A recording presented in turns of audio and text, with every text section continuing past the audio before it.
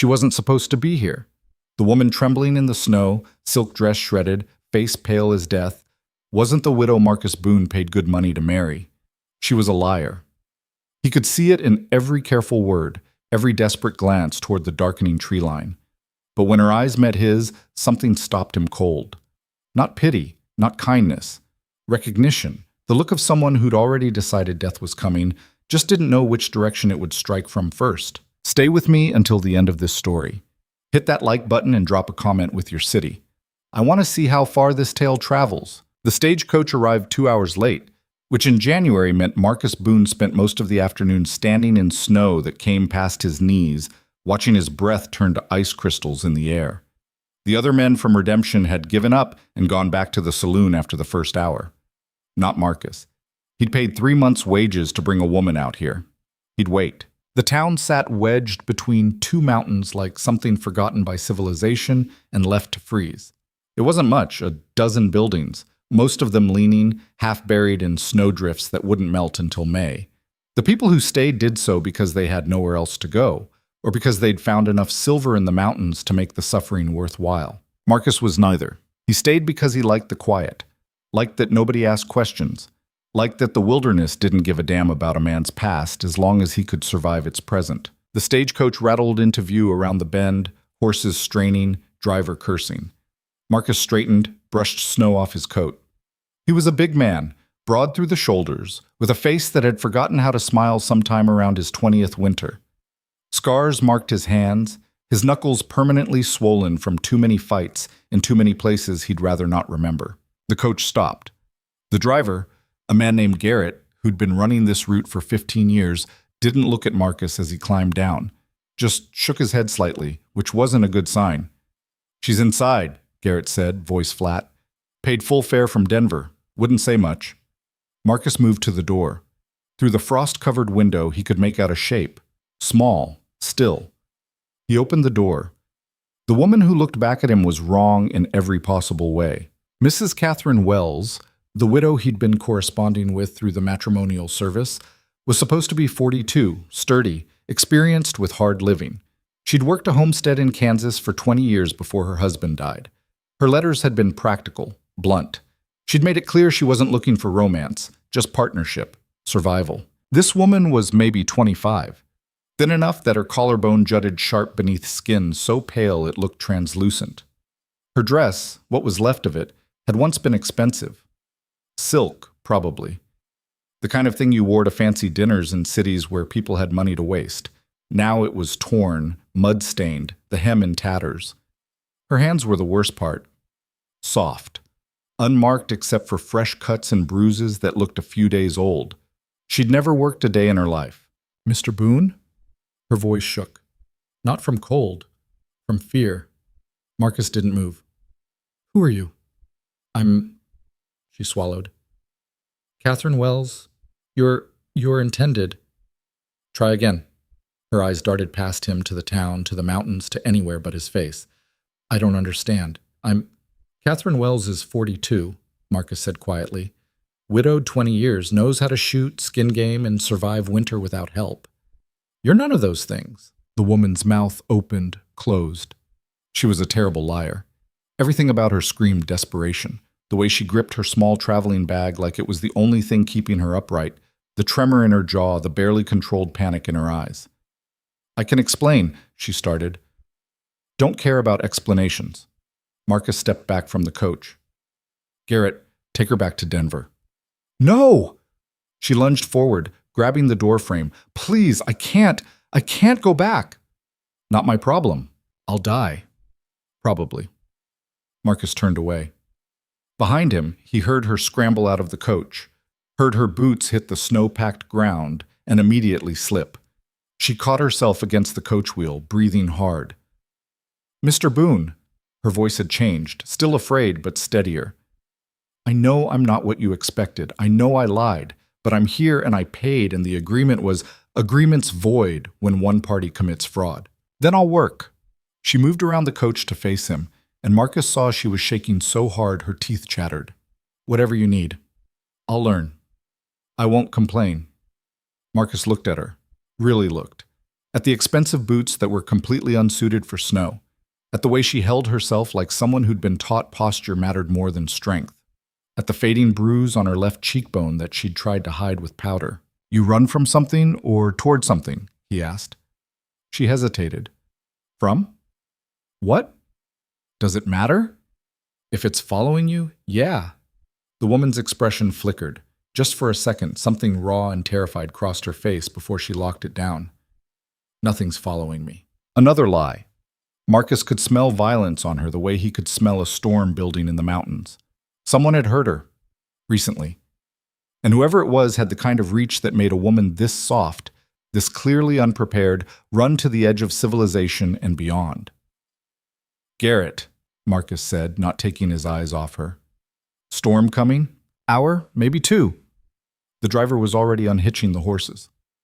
"I'm staying at Morrison's tonight, not riding that pass in the dark with weather moving in." Marcus made a calculation. The town had maybe 50 people in it, most of them miners who'd spent the winter half drunk and fully bored. A woman who looked like this, young, pretty despite the fear, would draw attention. The wrong kind. And if something was following her, putting her in the town's only boarding house was like painting a target on Morrison's door.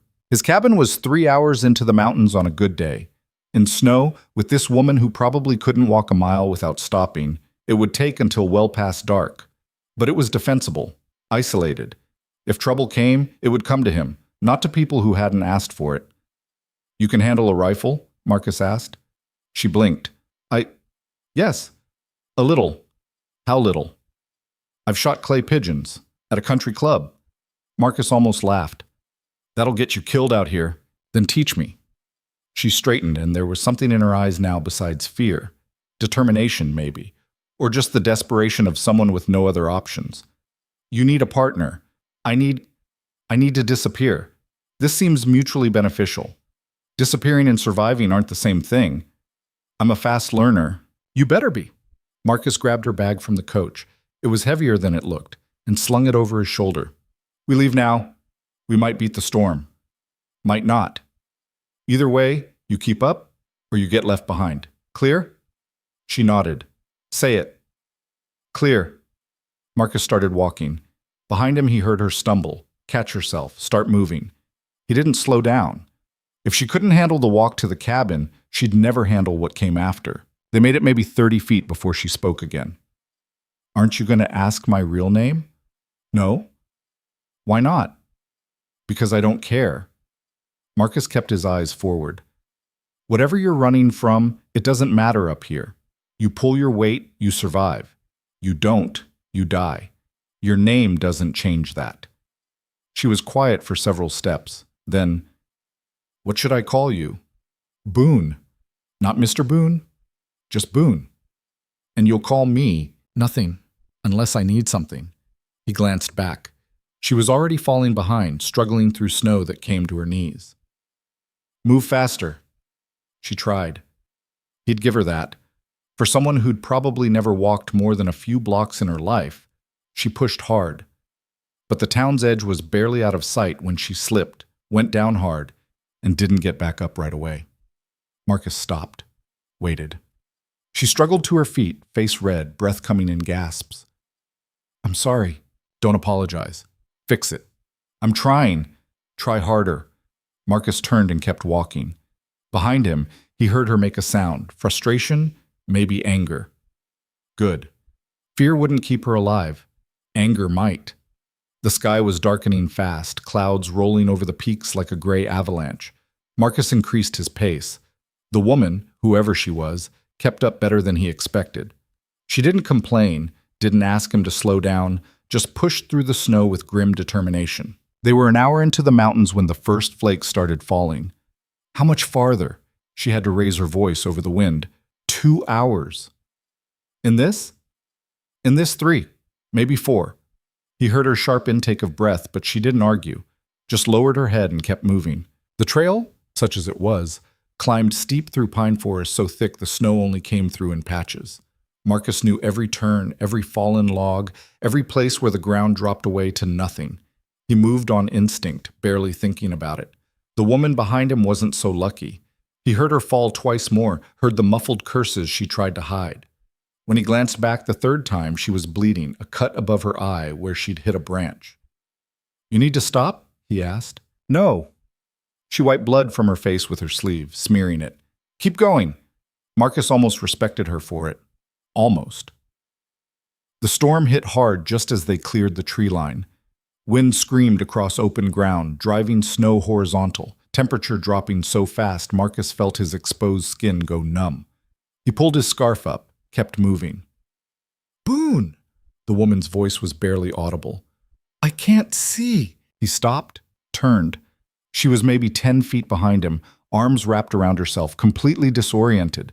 Another few minutes and she'd wander off the trail, and he'd lose her in the white. Marcus went back, grabbed her arm. "Stay close." She nodded, teeth chattering. He kept hold of her as they pushed forward. The cabin was close now, maybe a half-mile, but visibility was down to almost nothing. Marcus navigated by memory, counting steps, feeling for landmarks buried under fresh snow. When the cabin's dark shape finally appeared through the storm, the woman made a sound of relief. Marcus didn't share it. Something was wrong. The door was open. He'd left it barred from the inside, always did, and there were tracks in the snow, fresh, not yet filled in. Someone had been here, recently. Marcus pulled the woman behind him, drew the knife from his belt. "Stay quiet." "What?" "Quiet." He approached the door carefully, listening. The wind made it hard, but he thought he heard something inside. Movement. Or maybe just the storm pushing through the open cabin.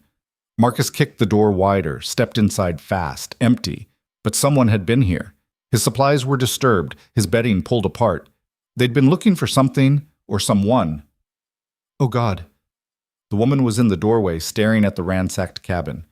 "They found me." Marcus turned. "Who?" She shook her head, backing away. "I need to leave.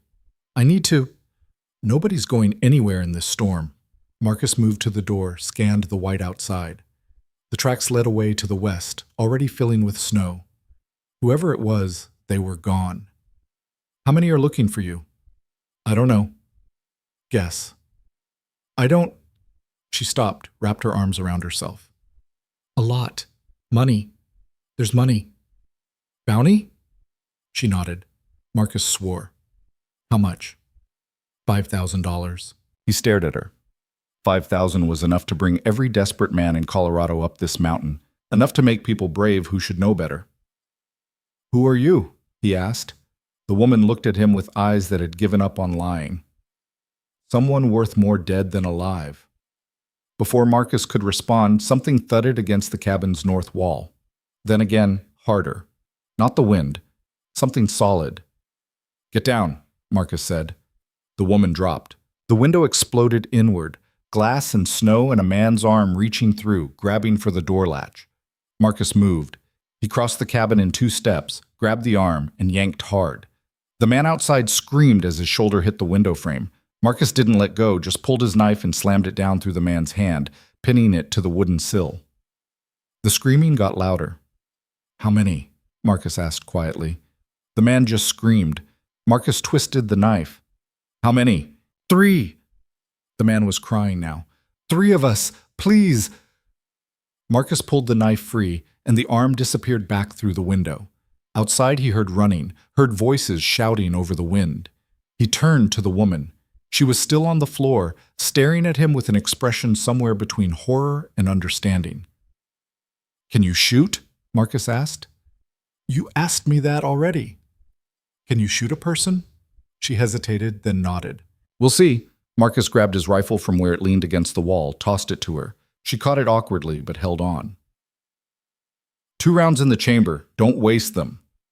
"What are you—" Marcus was already moving to the door. He pulled it open, stepped out into the storm. 2 men were visible through the snow, trying to help their companion, the one whose hand Marcus had just ruined. They looked up, saw Marcus, and went for their guns. They were slow, too cold, too surprised. Marcus wasn't. His first shot took the man on the left in the chest, dropping him. The second shot missed. The wind caught it. But it was close enough that the remaining man dove for cover behind a snowdrift. Marcus didn't give him time to think. He charged forward, using the storm as cover, and was on the man before he could get his rifle up. They went down hard, rolling in the snow, and Marcus felt the impact of fists against his ribs, his face. The man was strong, desperate. Marcus was stronger. He got his hands around the man's throat and squeezed. The man thrashed, clawed at Marcus's face, drew blood. Marcus didn't let go. Just kept pressure steady until the thrashing slowed, then stopped. When he stood up, the wounded man, the one who'd reached through the window, was trying to crawl away, leaving a trail of blood in the snow. Marcus walked over, put a boot on his back. "The woman," Marcus said. "What do you know about her?" "Nothing. I swear. Just the bounty." "Who posted it?" "I don't know. Came through Denver last week. 5,000 for the girl, dead or alive." "Description?" "Blonde, early 20s, small. That's all." Marcus pressed down harder with his boot. "Who's paying?" "Railroad company. Western something. I don't know. Please." Marcus looked at the blood spreading around the man's hand, at his gray face. He wouldn't last the night anyway, not with those injuries in this cold. "You got family?" Marcus asked. The man nodded, crying. "Should have thought of that before you came up here." Marcus walked back to the cabin. Inside, the woman was still on the floor, rifle pointed at the door. When she saw Marcus, she lowered it, hands shaking. "Are they dead?" she asked. "Two are. Third will be by morning." She made a small sound, looking away. Marcus barred the door, moved to the broken window. He stuffed it with spare blankets, packed snow around the edges. It would hold for now. "Western Railroad," he said, not looking at her. "That means something to you?" Silence. Marcus turned. The woman was staring at nothing, face pale. "Yeah," she whispered. "It means something." "Want to explain?" She set the rifle down carefully. "My father owned a railroad, smaller company but profitable. He died 6 months ago. The ownership transferred to me. And Western wants it. They want it dissolved, absorbed. The man who runs Western, Harrison Graves, he offered to buy us out 2 years ago. My father refused." So Graves waited. Her voice was flat, mechanical. 2 weeks after my father's funeral, he proposed marriage, said it would be a merger, a partnership. I said no. 3 days later, someone tried to kill me in my own home. Marcus pulled out a chair, sat. "So you ran." "I hid first, with friends. But Graves has reach, money, connections, men who don't ask questions. Every place I went, they found me." She looked at her hands. "I saw the advertisement for the matrimonial service. Saw your letter. It said you lived somewhere remote, somewhere no one could find you. I thought—" She trailed off. "You thought you could hide. I thought I could disappear long enough to figure out what to do, to find proof of what Graves did maybe. Or just survive until he gives up." "Men like that don't give up," Marcus said. "Not when there's money involved." "I know." She met his eyes. "That's why I'm here, because every other option is worse." Marcus looked at her. At this woman who'd lied her way onto a stagecoach, walked 3 hours through a blizzard, and just watched him kill 2 men without screaming. She was soft, yeah, unprepared, but she hadn't broken yet. "What's your real name?" he asked. She hesitated. "Does it matter?" "Yeah." "Eleanor." She said it like she was admitting something dangerous. "Eleanor Ashford." "Well, Eleanor Ashford." Marcus stood, moved to his scattered supplies, started sorting through the mess. "Here's how this works. You stay, you work. I'll teach you what you need to know to survive. But when spring comes, we settle the agreement properly. You sign papers, make it legal, or you leave. I'm not harboring you for free." "I understand." "And if more bounty hunters come—" "They will," Eleanor said quietly. "Graves won't stop. Not until I'm dead or married to him." "Then you better learn to shoot better than you do." Marcus found his spare blankets, tossed them to her. "You sleep there, by the stove. I'll take first watch." "You think they'll come back tonight?" "No, but I don't think on maybes." He checked his rifle, reloaded it. "Get some sleep. Tomorrow we start making you useful." Eleanor wrapped herself in the blankets, curled up near the stove's dying warmth. Marcus added wood, got the fire building again, then settled by the window with his rifle across his knees. Outside, the storm screamed. Inside, the woman who wasn't Catherine Wells finally stopped shaking and slept. Marcus didn't. He watched the white darkness beyond the window and thought about railroad tycoons with enough money to put bounties on young women. Thought about the kind of men who'd climb a mountain in winter for $5,000. Thought about what it meant that 3 had found his cabin already. Someone had talked. Someone in Redemption had seen Eleanor arrive, put 2 and 2 together, and either sent word or followed her themselves. Which meant more would come. Maybe not tonight, maybe not this week, but they'd come. Marcus had bought himself a war. He looked at Eleanor, sleeping fitfully by the stove, and wondered if she was worth it. Then he thought about Harrison Graves, a man who'd kill a woman rather than let her keep what was hers, and decided it didn't matter if she was worth it. Some fights you took because they needed taking. The wind rattled the cabin walls. The fire crackled, and Marcus Boone settled in to wait for dawn, knowing full well it wouldn't bring anything good. Outside, in the snow, the wounded man stopped screaming. By morning, he'd be just another shape buried under white, another piece of violence absorbed by mountains that had seen plenty worse. Eleanor Ashford had bought herself time. Whether she could buy survival was a different question entirely. Dawn came gray and bitter, the kind of cold that made breathing hurt. Marcus had dragged the bodies away from the cabin before Eleanor woke, buried them under enough snow that spring melt would be someone else's problem. His ribs ached where the one man had landed punches, and his knuckles were split open again, but he'd had worse. Eleanor sat up when he came back inside, eyes unfocused for a moment before memory caught up with her. She looked at the blocked window, at Marcus's bloody hands, and didn't say anything. "Get up," Marcus said. "Day's half gone already." She blinked. "It's barely light." "Like I said, half gone." He moved to the stove, started coffee. "You eat meat?" "Yes." "Good. Because that's what there is." He pulled out dried venison, hard bread that had to be soaked to chew. "Eat fast. We've got work." Eleanor stood, wincing. Every muscle in her body had to be screaming after yesterday's climb. Marcus didn't comment on it. Pain was the best teacher there was. She ate standing up, watching him move around the cabin. Marcus could feel her eyes tracking him, trying to figure out what kind of man she'd attached herself to. He didn't care what conclusions she reached. Caring about other people's opinions was a luxury he'd given up years ago. "The men from last night," Eleanor said quietly. "You said one was still alive." "Was." She absorbed that. "Where are they now?" "Gone." "Gone where?" Marcus looked at her. "You want details, or you want to pretend you don't know what happens to bodies up here?" Eleanor set down her bread. "I want to understand what I'm responsible for." "You're not responsible for anything. They came here to kill you. I stopped them. That's the beginning and end of it." "They came because of me." "They came because of money." Marcus poured coffee into 2 tin cups, handed her one. "Don't confuse the two. These men didn't give a damn about you or your railroad or whatever fight you've got with Harrison Graves. They saw $5,000 and decided it was worth the climb. They were wrong. That's on them." Eleanor wrapped her hands around the cup, staring into the dark liquid. "How many more do you think will come?" "Enough." Marcus drank his coffee black, scalding. "Which is why you're going to learn how to keep yourself alive instead of relying on me to do it." "I said I would." Saying and doing are different. He finished his coffee, set the cup down. "Get dressed. Something warm. We're going outside." "For what?" "Your education." The temperature had dropped overnight, and the wind still had teeth. Eleanor followed Marcus out into waist-deep snow, struggling to keep up as he broke trail toward the tree line. He stopped in a clearing maybe 100 yards from the cabin, turned to face her. "Show me how you shoot," he said. Eleanor looked around. "I don't have a rifle." Marcus pulled his revolver, handed it to her. "Use this."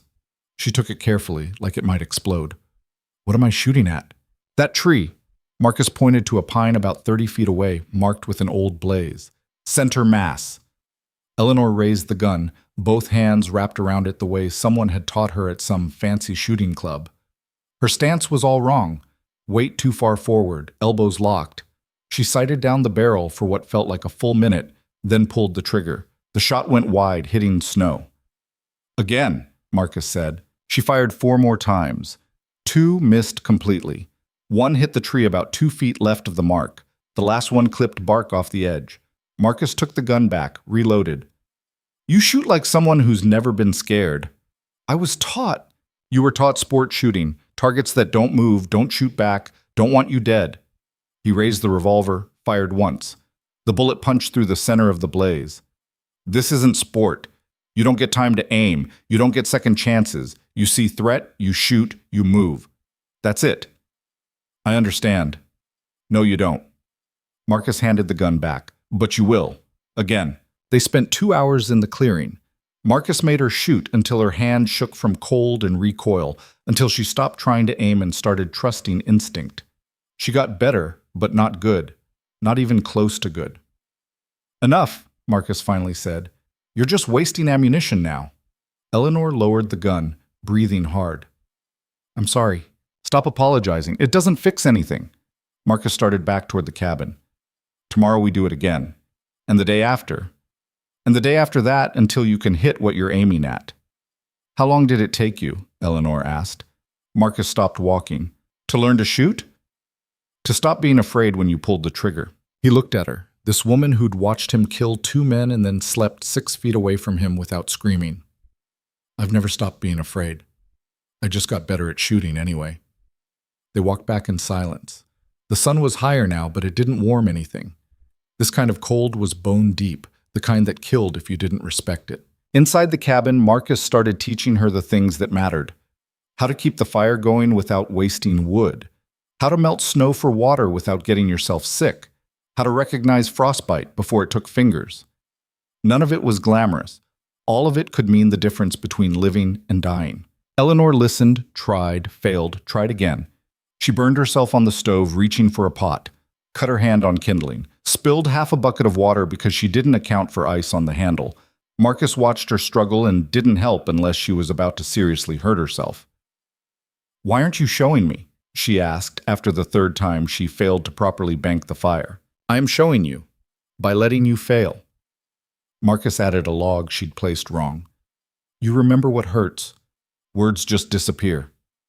Eleanor stared at her reddened, blistered hands. Everything hurts. Good. Means you're learning. By noon, Marcus decided she'd earned a break. He pulled out his maps, spread them on the rough table he'd built his first winter here. This is where we are. He pointed to a spot high in the unmarked mountains. Town's there. 3 hours in good weather, 6 in bad. These trails lead down to the valley, but they're all exposed. Anyone coming up can see you coming down. Eleanor studied the map. Is there another way out? North there's an old mining road, hasn't been used in 10 years, probably buried now. East is cliff face. South and west both lead down, but they're rough going even in summer. So we're trapped. We're defensible. Marcus traced the approaches. Only 3 ways up here. I can watch all of them from the ridge. And anyone trying to come in winter is going to be slow, cold, and easy to spot. Unless they're desperate enough. Marcus looked at her. $5,000 makes a lot of people desperate. But desperation doesn't keep you alive in a blizzard. Most of the men who come looking for you will die before they get here. And the ones who don't? I'll handle them. He rolled up the map. Your job is to stay alive long enough for me to do that. The afternoon brought more lessons. Marcus showed her how to dress for the cold. Layers, not bulk. How to walk in deep snow without exhausting herself. How to read weather in the way clouds moved, the way wind shifted. Eleanor absorbed it all with grim focus, asking questions when she didn't understand, staying quiet when she did. She was smarter than he'd given her credit for. Book smart, yeah, but also capable of learning things that couldn't be taught from books. She didn't panic when he explained how quickly hypothermia could kill. Didn't flinch when he showed her the scars on his feet from the time he'd made the mistake of wearing wet boots in 20 below weather. You lost toes, she said, looking at where 3 toes on his left foot ended in scar tissue. Could have lost the whole foot, or the leg. Marcus pulled his boot back on. Lesson is, wet kills faster than cold. Remember that. That night, Marcus made her cook. She'd probably never cooked anything in her life, but he handed her supplies and basic instructions and watched her try to turn it into something edible. The result was barely food, burned on the outside, raw in the middle, but she ate it without complaint.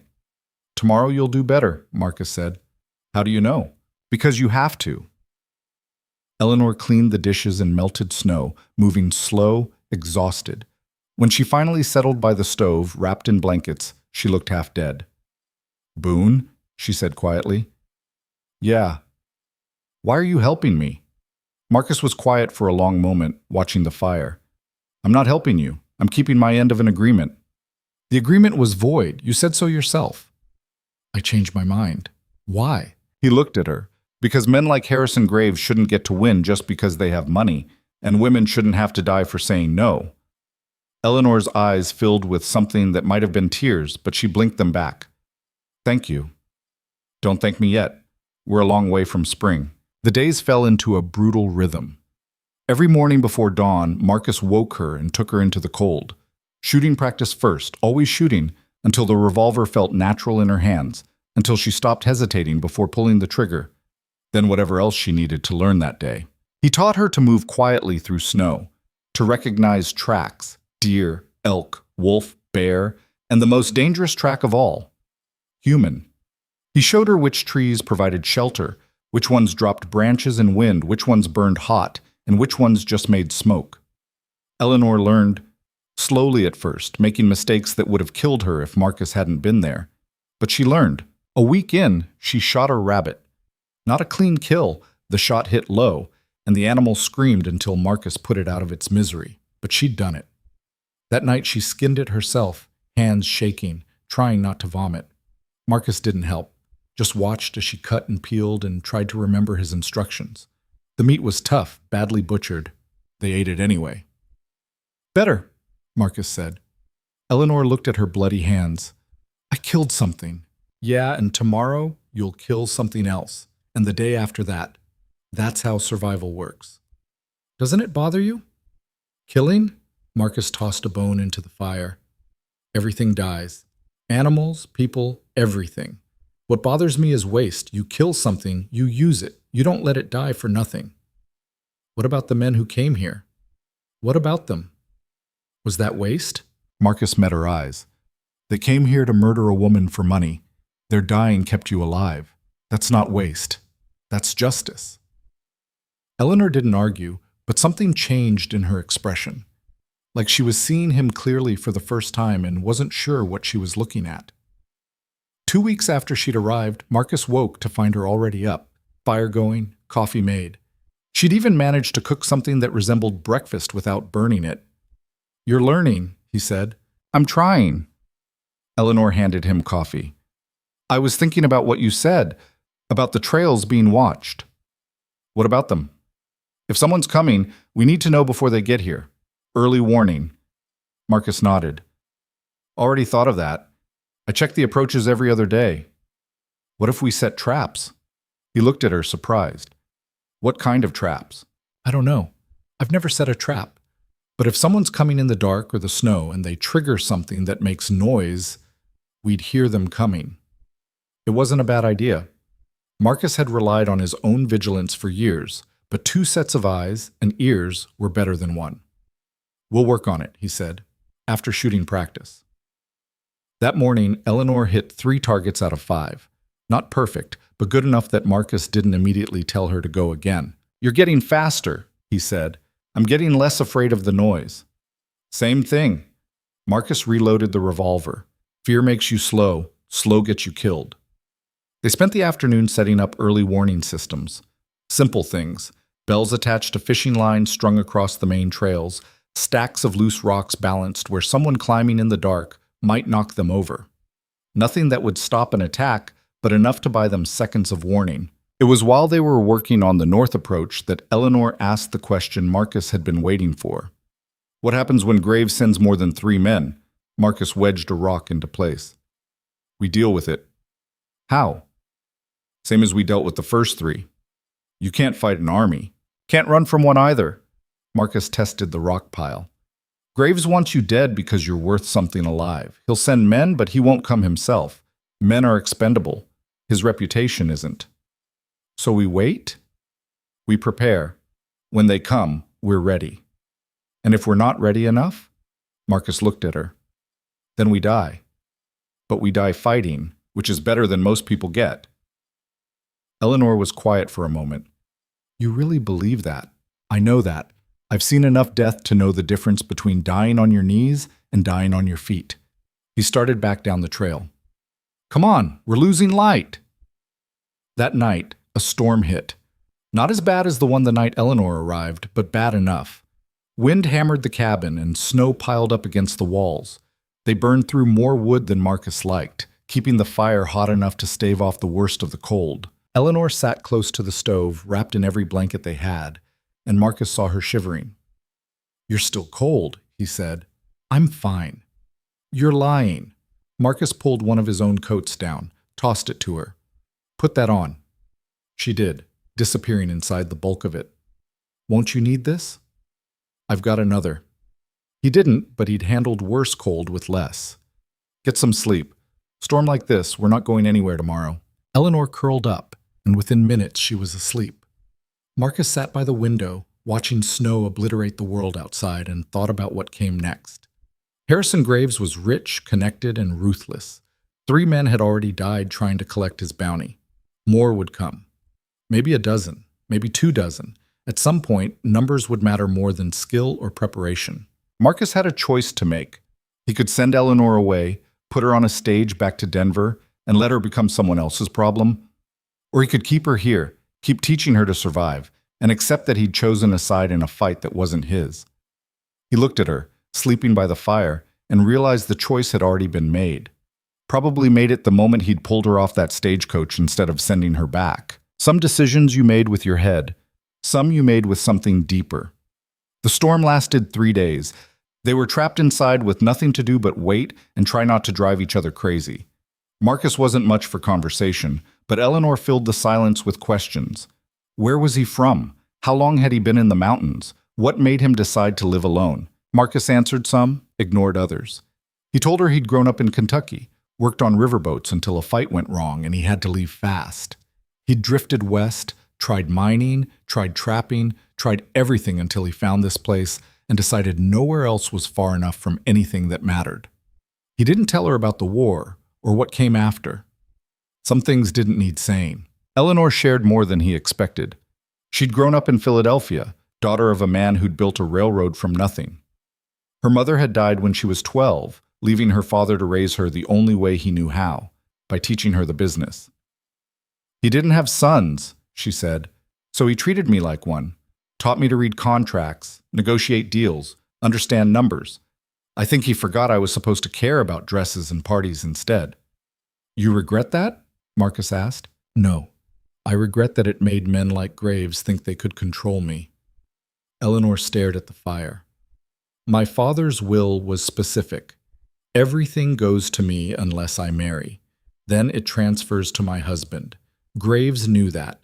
He tried charm first, then intimidation. When neither worked, he killed my father and tried to force my hand." "You have proof he killed him?" "Proof I can't access. My father kept records, but they're locked in his office in Philadelphia. I'd have to go back to get them." "So go back." "I can't.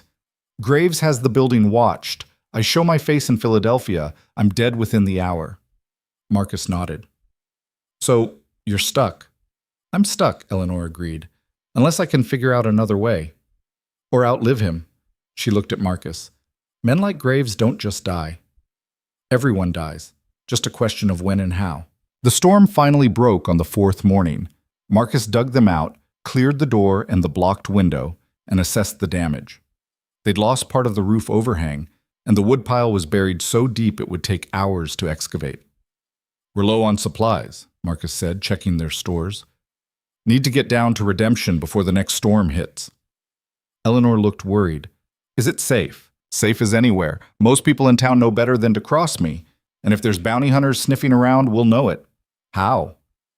"Because they'll be the ones asking questions about a blonde woman." Marcus pulled on his coat. "We leave at dawn tomorrow. Means today you learn to pull a sled." Pulling a sled turned out to be exactly as miserable as it sounded. Marcus loaded it with everything they'd need to trade: furs, preserved meat, some nuggets he'd pulled from an old claim years ago, and showed Eleanor how to strap in and pull without destroying her back. She managed maybe 30 feet before falling. "Get up," Marcus said. "I can't. Get up." Eleanor got up. They did it again, and again, and again until she could pull the loaded sled 100 yards without stopping. "Tomorrow it'll be easier," Marcus lied. "Get some rest." That night, Eleanor was too exhausted to eat. She just collapsed by the fire and didn't move. Marcus let her sleep, watching the darkness outside and wondering if he was making a mistake bringing her to town. But they needed supplies, and Eleanor needed to see civilization again, even the rough version Redemption offered. Needed to remember she wasn't completely alone in the world. Dawn came clear and cold. Marcus woke Eleanor, made her eat, then led the way down the mountain. The sled was lighter now. They'd used some of the supplies during the storm, but it was still hard going. Eleanor struggled but kept pace, and Marcus found himself grudgingly impressed. A month ago, she couldn't walk 100 yards without stopping. Now she was pulling a sled down a mountain in sub-zero temperatures and not complaining about it. They reached Redemption by midday. The town looked exactly the same as when Marcus had last seen it. Half buried, wind-beaten, hanging on to existence by sheer stubbornness. Garrett, the stagecoach driver, was the first person they saw. He took one look at Eleanor and started to say something, then saw Marcus's expression and thought better of it. "Boone," Garrett said carefully. "Garrett, storm was rough. We managed." Garrett glanced at Eleanor again. She doing all right?" "She's standing here. That's all right enough." They moved on. Marcus led Eleanor to Morrison's trading post, where Morrison himself, a squat man with more beard than face, looked up from behind his counter and froze. "That the woman from the stagecoach?" Morrison asked. "That's my wife," Marcus said flatly. "We need supplies." Morrison's eyes went wide. "Your wife? You got a problem with that?" "No. No problem. Just surprised is all." Morrison wiped his hands on his apron. "What do you need?" Marcus listed off supplies while Morrison gathered them. Flour, sugar, coffee, ammunition, lamp oil. The essentials. Eleanor stood silent beside him, and Marcus could feel the stares from other people in the store. A woman who looked like Eleanor didn't belong in a place like Redemption. She stuck out like fresh blood on snow. "Heard there was men asking questions last week," Morrison said quietly as he wrapped packages. "About a blonde woman, young, traveling alone." "What'd you tell them?" Marcus asked. "Told them I hadn't seen anyone like that. Most folks did the same."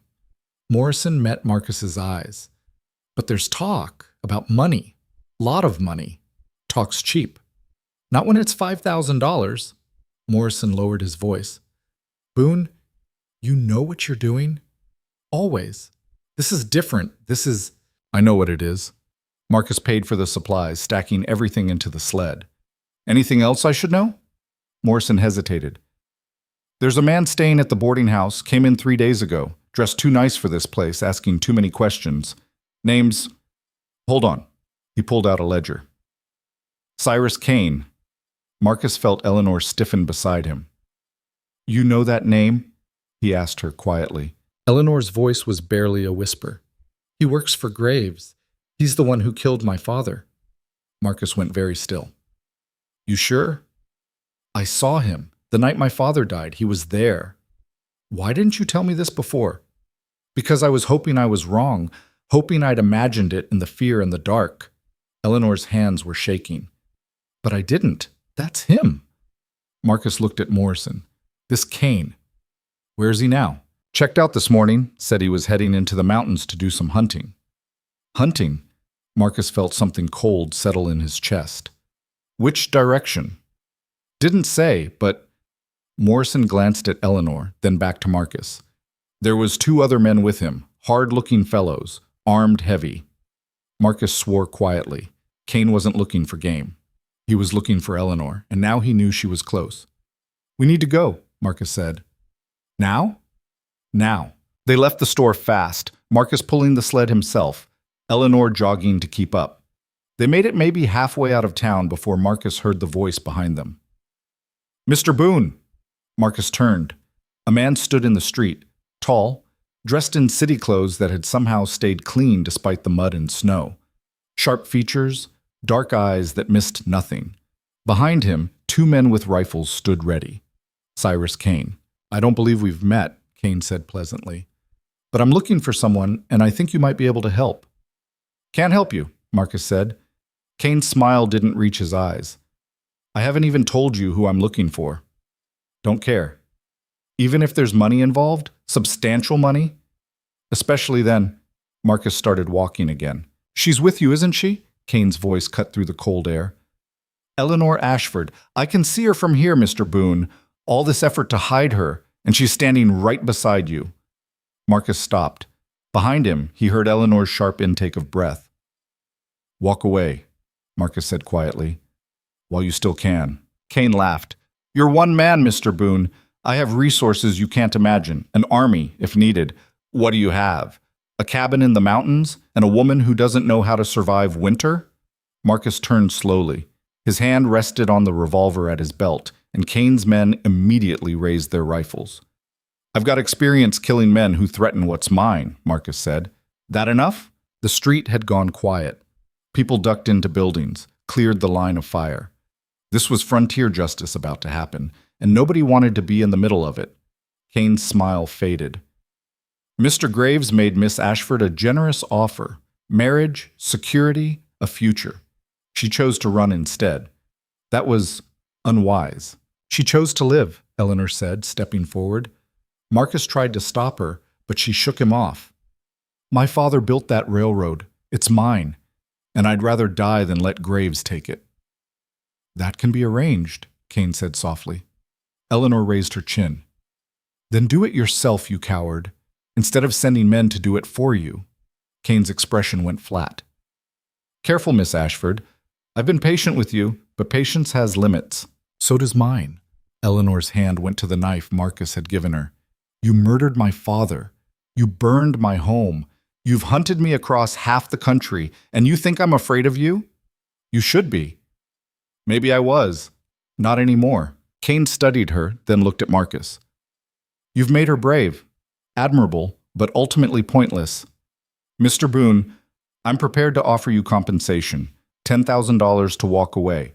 Miss Ashford comes with me. You go back to your mountain with enough money to never worry about anything again. Simple transaction. No, Marcus said. 20,000. No. 30. There's no number that makes me walk away. Marcus took a step forward. And you're about 5 seconds from finding out what happens when you threaten my wife in my town. Kane blinked. Your wife? Said what I said. Marcus didn't look at Eleanor. She's mine, which means you touch her, you die. Your men touch her, they die. Graves himself shows up here, he dies. Clear enough? Kane's face hardened. You're making a mistake, Mr. Boone. A very expensive one. Won't be the first. Probably won't be the last. Marcus started walking again, pulling the sled. Stay away from my mountain, Kane. I won't warn you twice. They left Redemption with Kane staring after them, his men uncertain whether to shoot or not. Marcus half expected bullets in the back, but Kane was too smart for that. Too public. He'd wait for a better opportunity. Eleanor waited until they were well into the forest before speaking. You called me your wife, she said. Seemed simpler than explaining the situation.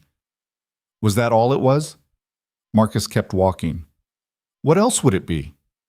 Eleanor was quiet for a long moment. Thank you for not taking the money. Told you before, some fights you take because they need taking. Is that all this is to you? A fight? Marcus stopped, turned to look at her. You want the truth? Always. I don't know what this is. I know you're not supposed to be here. I know you've caused me nothing but trouble since you stepped off that stagecoach. I know that keeping you alive is probably going to get me killed. He paused.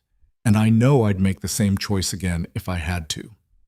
Eleanor's eyes searched his face. Why? Because nobody should die for wanting to be free. And because... Marcus trailed off, surprised by his own words. Because you remind me that not everything in the world is broken. Before Eleanor could respond, Marcus heard it. A sound out of place, the snap of a branch, too loud, too deliberate. Get down, he said. Eleanor dropped. The rifle shot came a second later, punching through the space where her head had been. Marcus was already moving, pulling his revolver, tracking the sound. He fired twice into the trees, heard a curse, then running. Stay low, Marcus ordered. He moved forward carefully, using trees for cover, found blood in the snow, a trail leading away. One of Kane's men, trying to collect the bounty early. Marcus tracked him 50 yards before the trail stopped at a cliff edge. The man was gone, either jumped to escape or fallen in panic. Marcus didn't care which. He went back to Eleanor. She was still on the ground, breathing hard, eyes wide. Is he gone? Marcus pulled her up. We need to move, now, fast as you can. They ran, or as close to running as you could manage pulling a sled through deep snow. Marcus pushed them hard, taking a route he knew Kane's men couldn't follow, doubling back twice to confuse the trail. By the time they reached the cabin, Eleanor was ready to collapse. Marcus didn't let her. He got her inside, barred the door, checked the approaches. Nothing yet. But they'd come. Kane knew where to look now. Eleanor sat by the stove, still shaking. This is going to keep happening, isn't it? Yeah. How long can we hold out? Marcus checked his ammunition, his supplies. Long as we have to. That's not an answer. It's the only one I've got. He looked at her. You want to leave? I'll take you down to the valley, put you on a stage to somewhere graves can't reach. California, maybe. Or up north to Canada. And then? Then you live. Somewhere else. Someone else. But you live. Eleanor shook her head. I'm tired of running. Running keeps you breathing. It's not the same as living. She stood, moved to the window, looked out at the gathering darkness. My whole life, I've let men make decisions for me. My father, the board of directors, graves, even you in some ways. And maybe that's how it has to be. Maybe I'm not strong enough to fight this. You're stronger than you think, am I? Eleanor turned to face him. Because right now, all I feel is scared and angry and tired, and I don't know which one to listen to. Marcus crossed the room, stood in front of her. Listen to the anger. Fear makes you run. Anger makes you fight. And if you're going to survive this, you need to fight. I don't know how. Then I'll teach you. Marcus moved to his weapons. Kane's coming. Maybe tonight, maybe tomorrow, maybe next week. But he's coming. So we prepare. We get you ready. And when he arrives, we show him what happens when he underestimates a woman who's decided she's done being afraid. Eleanor looked at the guns, the knives, the brutal reality of what Marcus was offering. Then she looked at him. Teach me, she said, and Marcus did. The training started before dawn the next morning. Marcus woke Eleanor while the sky was still black, handed her cold coffee and stale bread, and took her outside before she was fully awake. If they come at night, you won't get time to prepare, he said. So we train like they're already here. Eleanor stumbled after him into the darkness, breath clouding in air so cold it burned her lungs. Marcus led her to a spot 50 yards from the cabin, handed her the revolver.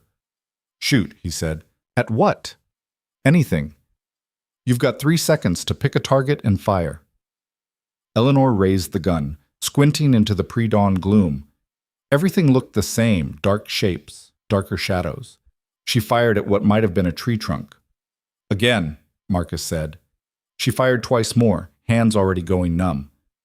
You hit anything? Marcus asked. I don't know. Then you missed. He reloaded the revolver, handed it back. When Kane's men come, they won't wait for daylight. They'll come when you can't see, when you're tired, when you think you're safe. You need to shoot in the dark better than you shoot in the light. They spent an hour like that, Eleanor firing at shadows while Marcus called out directions. By the time the sun finally crept over the mountains, her ears were ringing and her hands were shaking from cold and adrenaline. Better, Marcus said, which was the closest to praise she'd heard from him. Inside, he showed her the cabin's defenses. Reinforced door bars, windows he'd narrowed with timber, firing positions he'd marked on the floor with chalk. If they breach the door, you go here. He pointed to a corner with clear sight lines. You can cover both windows and the entrance. Don't let them flank you. What if they come through the roof? Then we're already dead. Marcus moved to his weapons cache. But they won't. Too exposed, too slow. They'll come through the door or the windows, fast and hard, trying to overwhelm before you can react. Eleanor studied the positions, committing them to memory. How many do you think Kane will send? More than 3. Less than an army. Marcus pulled out a rifle, started cleaning it. Kane strikes me as careful. He'll send enough men to guarantee success, but not so many he can't control the story if something goes wrong. What story? The one where you died resisting arrest, or in an accident, or by your own hand. Something that keeps Graves's name clean. Marcus worked oil into the rifle's action. Dead heiresses make headlines. Suicidal runaways don't. Eleanor felt cold that had nothing to do with the temperature. You've thought about this a lot. Been thinking about nothing else since redemption. He set the rifle aside, picked up another. Kane won't make a move until he's sure he can win. That buys us time, but not much. Week, maybe 2. And then? And then we find out if I taught you well enough. The days blurred together. Marcus pushed Eleanor harder than before, past exhaustion into something darker. He taught her to fight with knives, showed her where to cut to make a man bleed out fast, taught her to reload in pitch darkness, to clear a jammed weapon by feel alone, showed her how to move through the cabin without making sound, how to use every shadow, every corner. He didn't coddle her. When she failed, he made her do it again. When she succeeded, he made it harder. You're trying to keep me alive, Eleanor said one night after a particularly brutal training session. She was bruised, bleeding from a dozen small cuts, so tired she could barely stand. That's the idea, Marcus said. Why? Already told you. No. Eleanor sat heavily on the floor. You told me why you're keeping me here, but this... She gestured at the weapons, the fortifications, the grueling routine. This is different. This is like you're trying to turn me into you. Marcus was quiet for a long moment. I'm trying to turn you into someone who lives. If that looks like me, so be it. Is this how you learned? Someone pushing you until you broke? Nobody pushed me. I learned by failing. Marcus stared at the fire. First real fight I was in, I got my ribs staved in because I didn't know how to take a punch. Second fight I learned. Third fight, the other man didn't get back up. How old were you? 15. Eleanor looked at him, at the scars on his knuckles, the old wounds barely visible under his beard. What happened to you? Life happened, same as happens to everyone. Marcus stood, moved to check the door. Get some sleep. Tomorrow we work on explosives. Explosives? You think bullets are the only way to kill men coming up a mountain? Marcus smiled, and it wasn't pleasant. If Kane brings numbers, we need an edge. Dynamite's a good edge. The next day, Marcus showed Eleanor the small cache of dynamite he'd collected over the years. Mining leftovers, mostly, unstable and dangerous. This stuff will kill you if you're not careful, he said, handling a stick like it might bite. But it'll kill them first if you use it right. He taught her to set charges, to time fuses, to place explosives where they do maximum damage. Eleanor's hands shook the first dozen times, but Marcus made her practice until the fear became familiar enough to control. Fear's good, he told her. Means you're paying attention. Overconfidence is what gets you blown up. They rigged the approaches to the cabin with careful precision. Not enough to be obvious, but enough that anyone coming fast would trigger something unpleasant. Marcus showed Eleanor each placement, made her memorize them. You need to know where these are as well as I do, he said. If I'm down and you have to run, you need to know which direction is safe. If you're down, I'm not running. Marcus looked at her sharply. The hell you're not. I came here to stop running. You came here to survive. Same thing, Eleanor said. It's not. Marcus grabbed her arm, not rough, but firm enough to make his point. You listen to me. If it comes down to you or me, you run. You understand? You get off this mountain, you get somewhere safe, you live. That's the only thing that matters. Eleanor pulled her arm free. It matters to you, maybe. Not to me. Then you're a fool. Maybe. But I'm done letting men die for me. She met his eyes. My father died because of me. Those 3 men who came here, they died because of me. I'm not adding you to that list.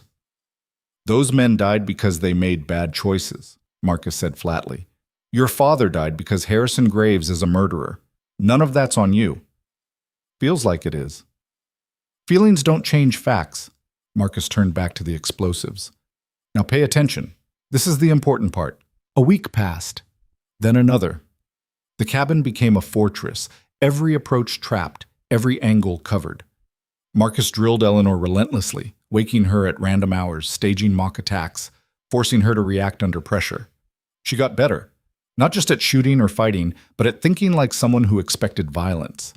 She stopped sleeping deeply, started waking at small sounds, started seeing the world the way Marcus did, as a place full of threats that needed managing.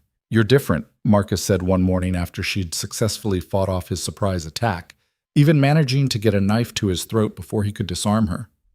"Different how?" "Harder." He rubbed his throat where her blade had pressed. "When you got here, you looked like you'd break if someone breathed on you wrong. Now you look like you'd cut them for trying." Eleanor examined her hands. They were scarred now, calloused, the hands of someone who worked. "Is that good?" "It's necessary." Marcus moved to the window, scanned the tree line. "Kane's taking his time. That worries me." "Why?" "Because it means he's planning something careful, something he's sure will work." Marcus pointed to the ridge above the cabin. "I'm going up there today. Get a better view of the approaches. You stay here. Keep watch." "Alone?" "You know the rifle positions. Anyone comes, you know what to do." Eleanor felt her pulse quicken. "What if it's more than I can handle?" "Then you make them pay for every step." Marcus checked his weapons. "But nobody's coming today. Kane's still gathering his people, working out his plan. We've got time." He was wrong. Marcus had been gone maybe 2 hours when Eleanor heard the bells, the ones they'd strung on the north approach, barely audible over the wind but definitely ringing. She moved to the window, rifle already in her hands, and saw nothing, just trees, snow, empty landscape. The bells rang again, closer. Eleanor's mouth went dry. Marcus had said nobody was coming today. Marcus had been wrong before, but this felt different. This felt planned. She checked the south window. Movement, just a flash, someone ducking behind a tree. Then another shape, east side. They were surrounding the cabin. Eleanor forced herself to breathe, to think.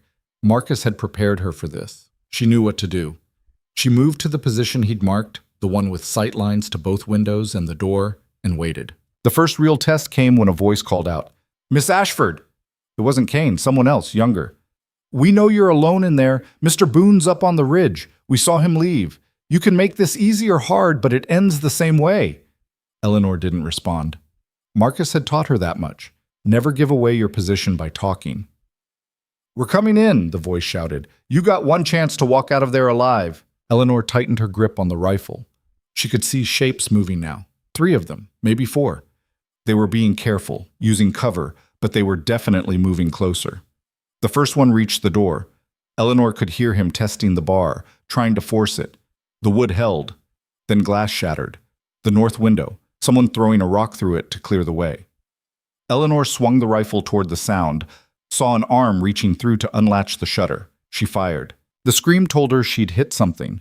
The arm disappeared and she heard cursing, someone yelling about her shooting his hand off. "You shouldn't have done that," the voice called. "Now we do this the hard way." Something hit the door, hard. Then again, they were ramming it, and the bar was starting to splinter. Eleanor moved to cover the door, rifle raised. Her heart was hammering so hard she could barely hear anything else. The door shuddered again, wood cracking. She remembered Marcus's words. "Make them pay for every step." The door burst open, and a man rushed through, rifle raised. Eleanor didn't hesitate. She fired from the hip, the way Marcus had taught her. The shot caught the man in the chest, and he went down hard. Movement at the window. Another man climbing through. Eleanor swung the rifle, fired, but the shot went wide. The man made it inside, bringing his own weapon up. Eleanor dropped the rifle and drew the revolver, muscle memory taking over. She fired 3 times. 2 shots missed. The third didn't. The man staggered back through the window, blood spreading across his shirt. Silence. Eleanor's ears were ringing from the gunfire. Her hands were shaking. There was blood on the floor, on the walls, and 2 men were down, and she'd done that. She'd killed them, and she was going to be sick. No, not now. Marcus had taught her better than that. She reloaded with trembling fingers, listening. How many had there been? The voice had said "we," but she'd only seen 4 shapes. 2 were down. That left at least 2 more. Maybe more outside. Eleanor moved to a new position, away from the bodies, and waited. Minutes stretched. Nothing moved. Then she heard it. Footsteps on the roof. She looked up just as wood splintered and a body crashed through, landing hard in the center of the cabin. A man, big, armed with a knife, already rolling to his feet. Eleanor fired. Missed. The man charged. She fired again, and this time the bullet caught him in the leg. He went down but kept coming, crawling toward her with the knife raised. Eleanor backed up, fumbling to reload. Her hands weren't working right. The man was getting closer. She could see his face now, young, maybe 25, eyes wild with pain and fury. He lunged. Eleanor pulled the trigger on an empty chamber, realized too late she hadn't finished reloading. The man's weight hit her, driving her back against the wall. The knife came down. She blocked with her forearm, barely, felt the blade bite into her coat sleeve, but missed the skin. The man raised the knife again. Eleanor grabbed for her own knife, the one Marcus had given her, found it, pulled it free. The man brought his knife down. Eleanor thrust upward. She felt the blade go in, felt resistance, felt the hot splash of blood on her hands. The man made a choking sound, eyes going wide. He tried to pull back, but Eleanor held on to the knife, held it in him until he stopped moving. He fell sideways. Eleanor stumbled back, staring at what she'd done. The cabin was silent, except for her ragged breathing and the wind through the broken roof. 4 bodies. 4 men dead, and she'd killed them all.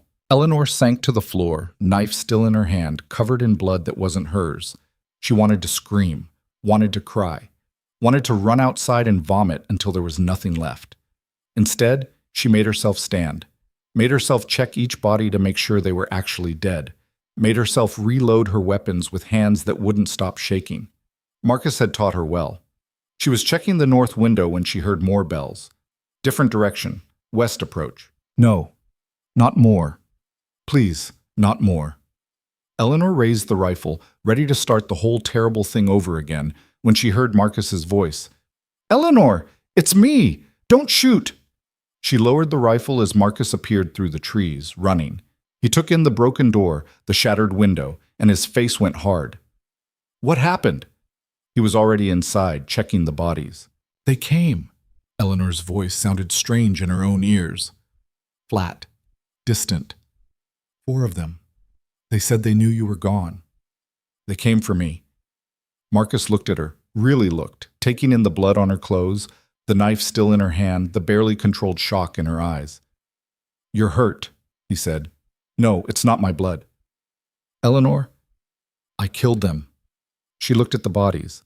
"All of them. I killed all of them." Marcus crossed to her, took the knife gently from her grip. "Yeah, you did. They were going to kill me, and I just..." Her voice cracked. "You survived." Marcus guided her away from the bodies, made her sit. "That's what matters." I can still feel it, the knife going in, the way he looked at me. Eleanor pressed her hands to her face. "Oh God, Marcus, what have I done?" "What you had to." He knelt in front of her. "Listen to me. Those men came here to murder you. Every one of them made that choice. What happened is on them, not you." "It doesn't feel that way." "I know. First time never does." Marcus stood, started checking the cabin's defenses. "How many shots did you fire?" Eleanor tried to think through the fog in her head. "I don't know. A lot." "Rough guess?" "Maybe 8, 10. And you dropped 4 men. That's better than most soldiers do their first real fight." Marcus found her rifle, examined it. "You kept your head. Didn't panic. That's what kept you alive." "I almost panicked. When the one came through the roof, Almost doesn't matter. What matters is you didn't." Marcus reloaded her weapons, handed them back. "We need to move these bodies before they start to smell, and I need to check the approaches. If Cain sent 4 men, he's testing us, seeing what we can handle." Eleanor looked at the bodies again and felt bile rise in her throat. "What do we do with them?" "Same thing I did with the others. Bury them under snow, let spring take care of the rest." Marcus paused. "You going to be able to help, or do you need time?" She wanted time, wanted to curl up and pretend this hadn't happened, but time was a luxury neither of them had. "I'll help," Eleanor said. They dragged the bodies outside. It was brutal work, made worse by Eleanor's shaking hands and the images that wouldn't leave her head. But she did it.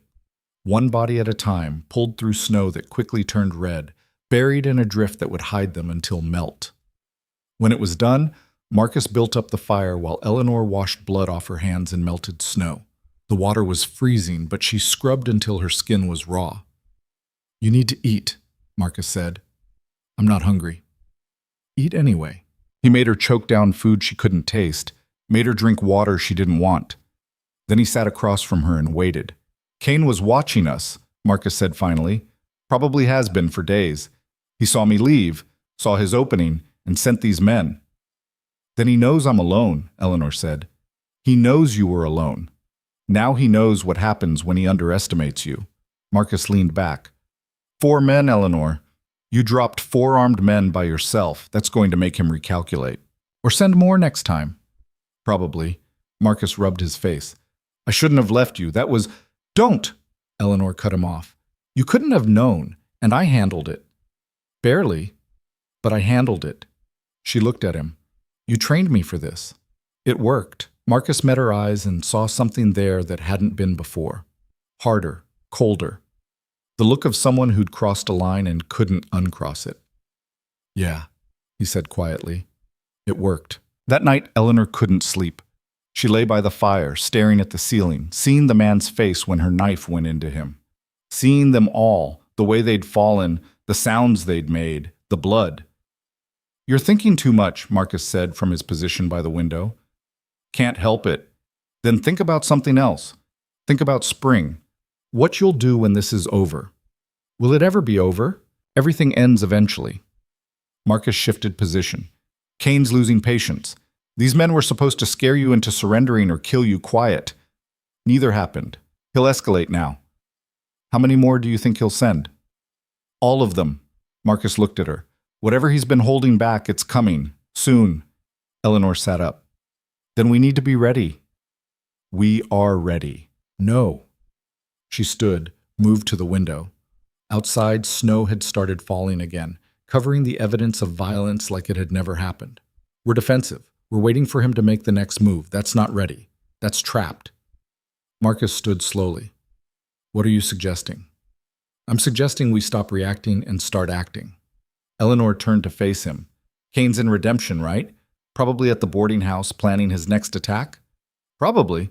Then let's not wait for him to come to us. Let's go to him. Marcus stared at her. You want to attack Kane. In town, where he's got men and resources and backup. I want to end this before he brings an army up here. Eleanor's eyes were bright, fevered. You said it yourself. He's careful. He plans. He waits for the perfect moment. So let's not give him that moment. Let's hit him when he thinks he's safe. That's suicide. So is sitting here waiting to die. Eleanor crossed to him. You taught me to fight. Now let me fight. Marcus studied her face. The woman who'd stepped off that stagecoach 2 months ago was gone completely. In her place was someone dangerous, someone capable of violence, someone he'd helped create. Kane's not alone, Marcus said. He's got men. Good men, probably. And he'll be expecting some kind of retaliation after today. Then we don't give him what he expects. Eleanor pulled out the map Marcus had shown her weeks ago. You know Redemption better than anyone. Where would Kane be staying? Morrison's boarding house. Only place that's not a complete dive. Windows, exits, front door, back door, windows on 3 sides. Marcus found himself explaining despite his better judgment. Morrison keeps it locked at night, but the back door's old. Wouldn't take much to force. Eleanor traced the layout with her finger. What time does the town sleep? Most people are drunk or unconscious by 9. Place is dead by 10. And Kane? Man like that? He'll be up late, planning, drinking expensive whiskey he brought from the city. Marcus looked at her. You're serious about this? Dead serious. Eleanor met his eyes. I'm tired of being hunted, tired of waiting for the next attack. If we're going to die anyway, let's die making him bleed. Marcus was quiet for a long moment. Everything in him said this was a terrible idea, that going after Kane in Redemption was asking to get killed, that the smart play was to stay fortified, stay defensive, outlast the winter until Kane gave up or made a mistake. But he looked at Eleanor, at the determination in her eyes, the set of her jaw, the way she was standing like someone who'd already made her decision and was just waiting for him to catch up and realize something. She was right. All right, Marcus said. We hit Kane, but we do it smart. We plan it. We wait for the right moment, and if anything goes wrong, we run. Agreed? Eleanor nodded. Agreed. Then let's get to work. They spent the rest of the night planning. Marcus laid out Redemption's geography, Marked the places where Kane's men might be positioned, identified escape routes and fallback positions. Eleanor absorbed it all, asking questions that showed she was thinking tactically now, seeing the world as a battlefield. By dawn, they had a plan. Rough, risky, with about a dozen ways it could go catastrophically wrong. But it was something. "We move tomorrow night," Marcus said. "Gives us a day to prepare, to rest. You're going to need both." Eleanor looked at the map one more time, committing every detail to memory. "Marcus." "Yeah?" "Thank you for teaching me to fight." "Don't thank me yet. We might not live through this. Even if we don't." Eleanor touched the knife at her belt. "Thank you for making me someone who doesn't die easy." Marcus almost smiled. "You never would have died easy. I just showed you how to make sure the other bastards die first." Outside, the sun was rising over the mountains, painting the snow gold and red. It looked peaceful, beautiful even, but Marcus knew better. Knew that somewhere down in Redemption, Cyrus Kane was waking up to news that 4 more of his men were missing. Knew that Kane would be angry, would be planning his response, would be gathering every resource he had to crush the woman who kept refusing to die. Let him plan. Let him gather. Let him think he had control. Tomorrow night, Marcus and Eleanor would show him what happened when prey became predator. And one way or another, this war would move toward its ending. They left the cabin an hour before dusk, moving through snow that had started falling again. Marcus led the way, Eleanor close behind, both of them armed and silent. The plan was simple. Get into Redemption after dark, find Kane, and finish this before he could bring more men up the mountain. Simple didn't mean easy. They'd made it maybe halfway when Marcus stopped abruptly, hand raised. Eleanor froze. He pointed to tracks in the snow, fresh, maybe an hour old. Boot prints heading up toward the cabin. "More of them," Eleanor whispered. Marcus knelt, examined the tracks. 3 sets. Maybe 4. He looked back the way they'd come. "They're heading to the cabin right now." "Should we go back?" "No." Marcus stood, scanned the tree line. "They'll find it empty, figure out we left. By the time they track us, we'll be in town." He started moving again, faster now. "But it means Kane knows something's wrong. He's getting aggressive." They reached the outskirts of Redemption just as full dark settled. The town looked different at night. Fewer lights, more shadows. The kind of place where bad things happened and nobody asked questions. Marcus led Eleanor around the edge, avoiding the main street, moving through back alleys he knew like the back of his hand. Morrison's boarding house sat near the center of town. 2 stories of weathered wood with light showing through gaps in the curtains. Marcus could see shapes moving inside, hear voices. They crouched behind a supply shed across the street, watching. "How many?" Eleanor asked. Marcus counted windows. "At least 6 men inside, could be more upstairs." "Which room is Kane's?" "Second floor, corner room, only one with decent furniture." Marcus pointed. "Window faces east. If we come from behind, we might get in without being seen. And if we're seen, we fight our way out." Marcus checked his weapons. "You ready for this?" Eleanor's hand was steady on her revolver. "I killed 4 men yesterday. What's a few more?" Marcus looked at her, at the coldness in her voice, and felt something twist in his chest. He'd done this to her. Turned someone soft into someone hard. Made her into a killer because that was the only way to keep her alive. He wasn't sure if that made him her savior or her destroyer. "Stay close," he said.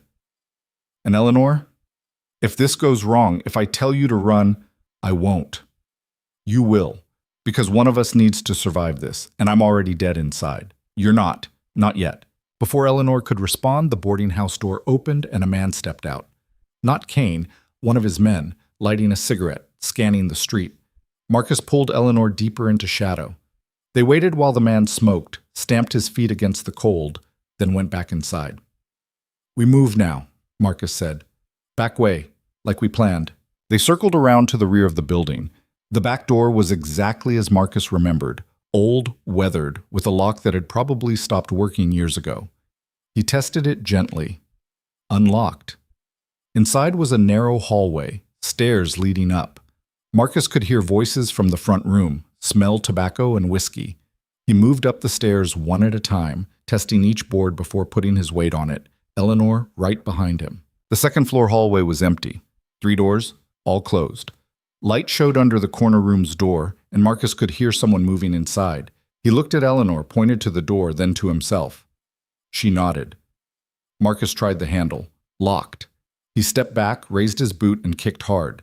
The door splintered open and Marcus was through, revolver raised, finding his target. Cyrus Kane stood by the window, whiskey glass in hand, looking surprised but not afraid. 2 other men were in the room, both reaching for weapons. Marcus shot the first one in the chest before his gun cleared leather. The second managed to get a shot off, the bullet punching through the wall inches from Eleanor's head. She returned fire, 3 quick shots that sent the man stumbling back. Kane dove for the bed, came up with a rifle. Marcus fired twice. 1 shot missed. The other caught Kane in the shoulder, spinning him around. The rifle clattered to the floor. Downstairs, Marcus heard shouting. Boots on wood. The whole building was waking up. "Eleanor, the door!" Marcus shouted. She slammed it shut, dragged a heavy dresser in front of it. Immediately, fists started pounding from the other side. Marcus crossed to Kane, who was on the floor clutching his shoulder, blood spreading across his expensive shirt. "You!" Kane gasped. "You're insane! You can't—" Marcus hit him with the butt of his revolver, hard enough to split skin but not knock him out. "I can do whatever I want. You came to my mountain. You tried to kill my wife. Now you're going to answer for it." "Your wife?" Kane laughed, then coughed blood. "She's not your wife. She's a—" Marcus hit him again. "Wrong answer!" The door shuddered as someone rammed it from outside. The dresser held, but barely. "Marcus," Eleanor said, voice tight, "we need to go." "Not yet." Marcus grabbed Kane by the collar, hauled him up. "Where's Graves?" "Go to hell." "You first." Marcus pressed his revolver against Kane's good shoulder. "Where is Harrison Graves right now?" "Denver, maybe Chicago. I don't—" Kane screamed as Marcus applied pressure to his wounded shoulder. "Denver, he's in Denver at the Western Railroad offices. How many men does he have?" "Enough to bury you, enough to—" The window exploded inward, glass and wood frame shattering as someone fired from the street below. Marcus threw himself flat, pulling Kane down with him. Eleanor returned fire through the broken window, 3 careful shots. "We're pinned!" she shouted. Marcus looked around the room. 1 window, now under fire. 1 door, blocked but not for long. They were trapped. He grabbed Kane's rifle, checked it, full magazine. He tossed it to Eleanor. "Cover that window. Anyone tries to climb up, you drop them." "What are you going to do?" Marcus pulled out the dynamite he'd brought, 2 sticks, already fused. "Making us an exit." Kane's eyes went wide. "You're going to blow up the building?" "Just part of it." Marcus moved to the far wall, the one that faced away from the street. "Eleanor, when this goes off, you run. Straight out, don't stop. Head for the tree line north of town." "What about you?" "I'll be right behind you." Marcus lit the fuse. "Get ready." The door finally gave way, the dresser toppling as 3 men burst through. Eleanor shot the first one, Marcus got the second, and the third dove back into the hallway. The dynamite fuse burned down to nothing. Marcus grabbed Eleanor, pulled her close, and turned his back to the explosion. The world became noise and fire and flying debris. The wall disintegrated, half the floor went with it, and Marcus felt himself falling through smoke and darkness. He hit the ground outside hard, all the air driven from his lungs. Eleanor landing beside him. His ears were ringing. His vision was blurred. But he could see men running toward them from the street, could hear gunfire. "Move!" Marcus grabbed Eleanor's arm, hauled her up. They ran. The town erupted into chaos behind them. Men shouting, guns firing, someone screaming about the building being on fire. Marcus and Eleanor sprinted for the tree line, bullets kicking up snow around them. Eleanor stumbled, went down. Marcus yanked her back up, half carrying her now, legs pumping, lungs burning. They crashed into the forest and kept running, branches tearing at their clothes, roots trying to trip them. Behind them, Redemption burned. They didn't stop until they were a mile into the mountains, both of them gasping for air, covered in soot and blood. Marcus checked Eleanor over, looking for wounds. "I'm fine," she panted. "Just fell. I'm fine." Marcus sagged against a tree, trying to catch his breath. His ribs hurt where he'd hit the ground. His hands were torn up from the explosion, but he was alive. They were both alive. "Did we get him?" Eleanor asked. "Kane?" Marcus tried to remember. The explosion, the fall. Kane on the floor clutching his shoulder. I don't know. Maybe. What if he's still alive? Then he's hurt and stuck in a burning building. Either way, he's done. Marcus pushed off the tree, started moving again. We need to get back to the cabin, now. Why? Because Kane wasn't lying about Graves having an army, and we just kicked the hornet's nest. They made it back to the cabin 2 hours later, exhausted and bleeding. The place was exactly as they'd left it. No sign of the men whose tracks they'd seen earlier. Marcus didn't trust it. He checked every approach, every trap, making sure nothing had been disturbed. They came looking for us and left when we weren't here, Marcus said. They'll be back. Eleanor was already reloading weapons, hands moving with practiced efficiency. How long do we have? Tonight? We're safe. Tomorrow? Marcus shook his head. All bets are off. They fortified the cabin as best they could. Reinforced the door again, blocked the broken parts of roof with timber and tarp, positioned weapons at every window. Eleanor worked alongside Marcus without complaint, moving like someone who'd been doing this her whole life. When there was nothing left to prepare, they sat by the fire and waited for dawn. Do you think we killed him? Eleanor asked quietly. Kane, I hope so. Me too. She stared at the flames. Does that make me a bad person? Makes you human.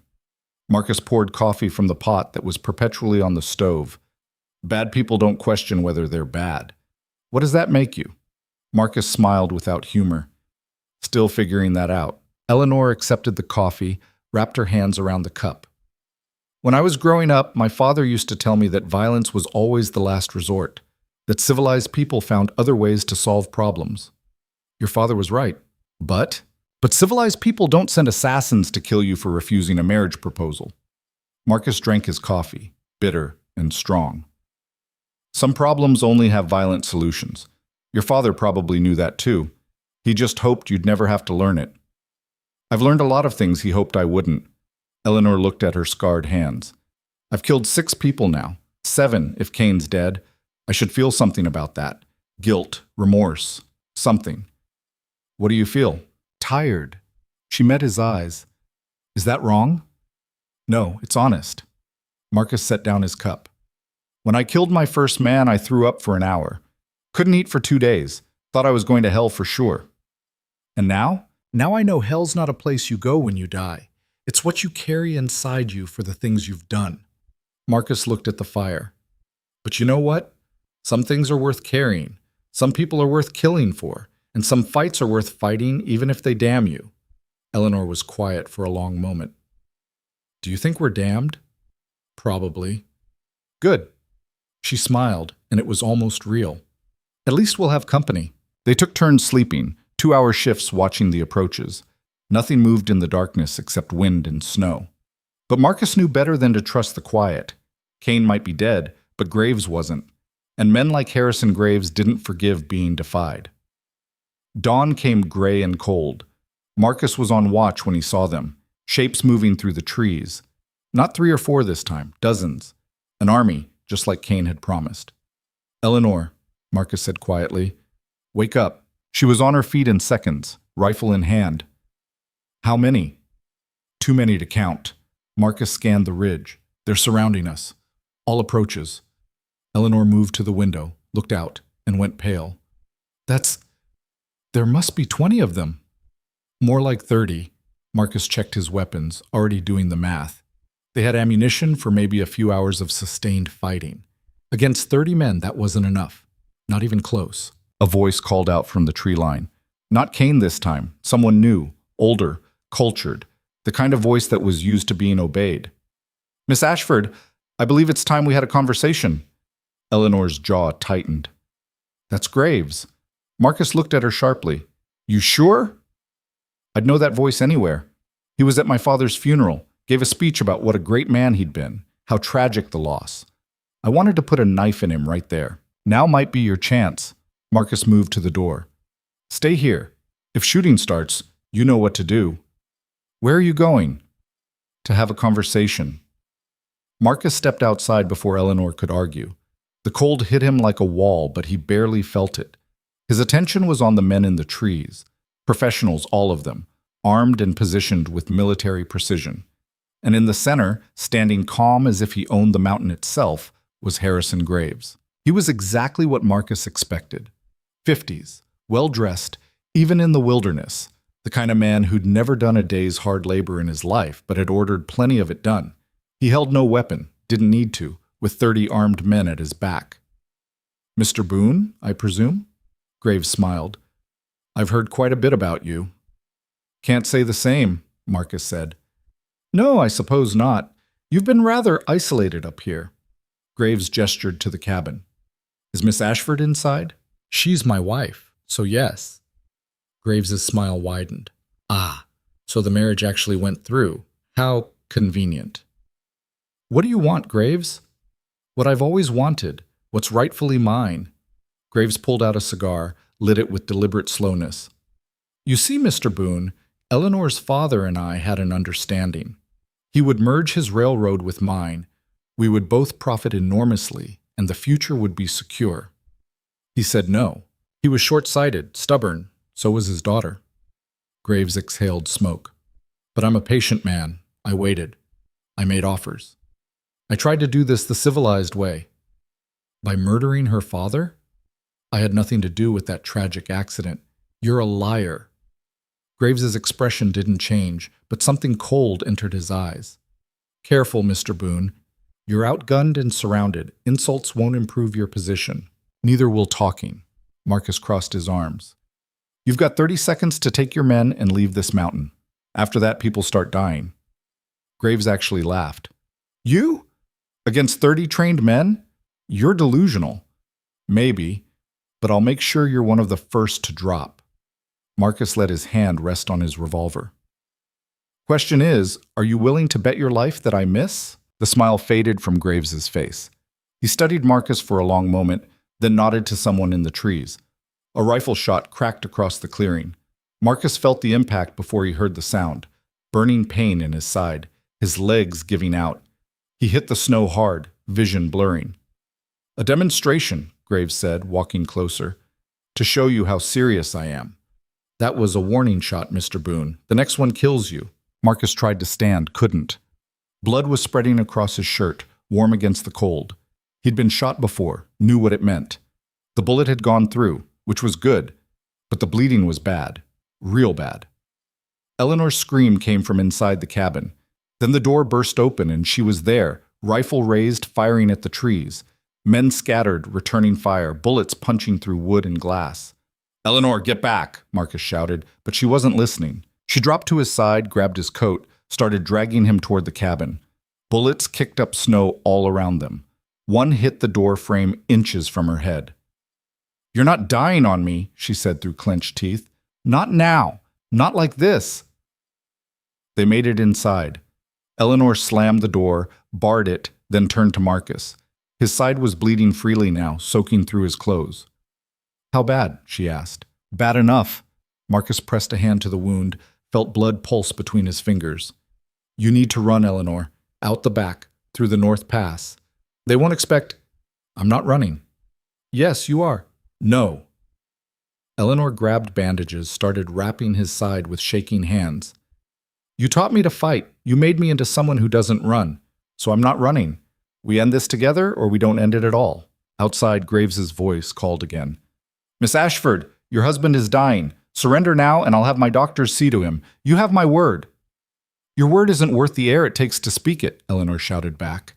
She finished bandaging Marcus, then moved to the window. "How many do you count?" Marcus forced himself to focus through the pain. 28, maybe 30. They're hanging back, using cover. They know we can shoot." "Good." Eleanor started loading weapons, laying them out in a line. "Then let's remind them what happens when they get close." "Eleanor, listen to me." "No, you listen." She turned to face him, and Marcus saw something in her eyes he'd never seen before. Not fear, not determination. Something beyond both. "You took me in when you should have sent me away. You taught me to survive when I was ready to die. You've bled for me, killed for me, and now you're dying for me. So no, Marcus Boone, I'm not listening. I'm fighting. And if we die here, then at least we die as equals." Marcus stared at her. Somewhere in the past months, this terrified woman from the Stagecoach had become someone he didn't recognize. Someone harder than he'd ever been. Someone who looked at 30 armed men and saw a fight worth having. He'd created a monster. Or maybe he'd just revealed what was always there. "All right," Marcus said quietly. "Then we fight." Eleanor smiled. It wasn't a nice smile. "Tell me the plan." Marcus looked around the cabin, at the weapons, the fortifications, the trapdoors, and hidden spaces he'd built over the years. Then he looked at the dynamite, still sitting in the corner where he'd left it. A plan started forming. Desperate, probably suicidal, but possible. "The old mine," Marcus said, "quarter-mile east, built into the mountain. If we can get there. We can defend better than here," Eleanor finished. "Higher ground, stone walls, only one entrance. And enough dynamite cached there to bring down half the mountain if it comes to that." Marcus tried to sit up, gasped at the pain. "But we have to get there first." "Then we get there." Eleanor helped him to his feet, got his arm around her shoulders. "Can you walk?" "Don't have much choice." Outside, Graves was still talking, making threats and promises that blended together into meaningless noise. Eleanor ignored him, focused on getting Marcus ready to move. "When I say go, we go fast," Marcus said. "North window, straight into the trees. They'll try to cut us off, but most of them are positioned east and south. We'll have maybe 10 seconds before they react. 10 seconds to make a quarter mile? 10 seconds to get into cover. After that, we run like hell and hope they're too slow or too stupid to catch us."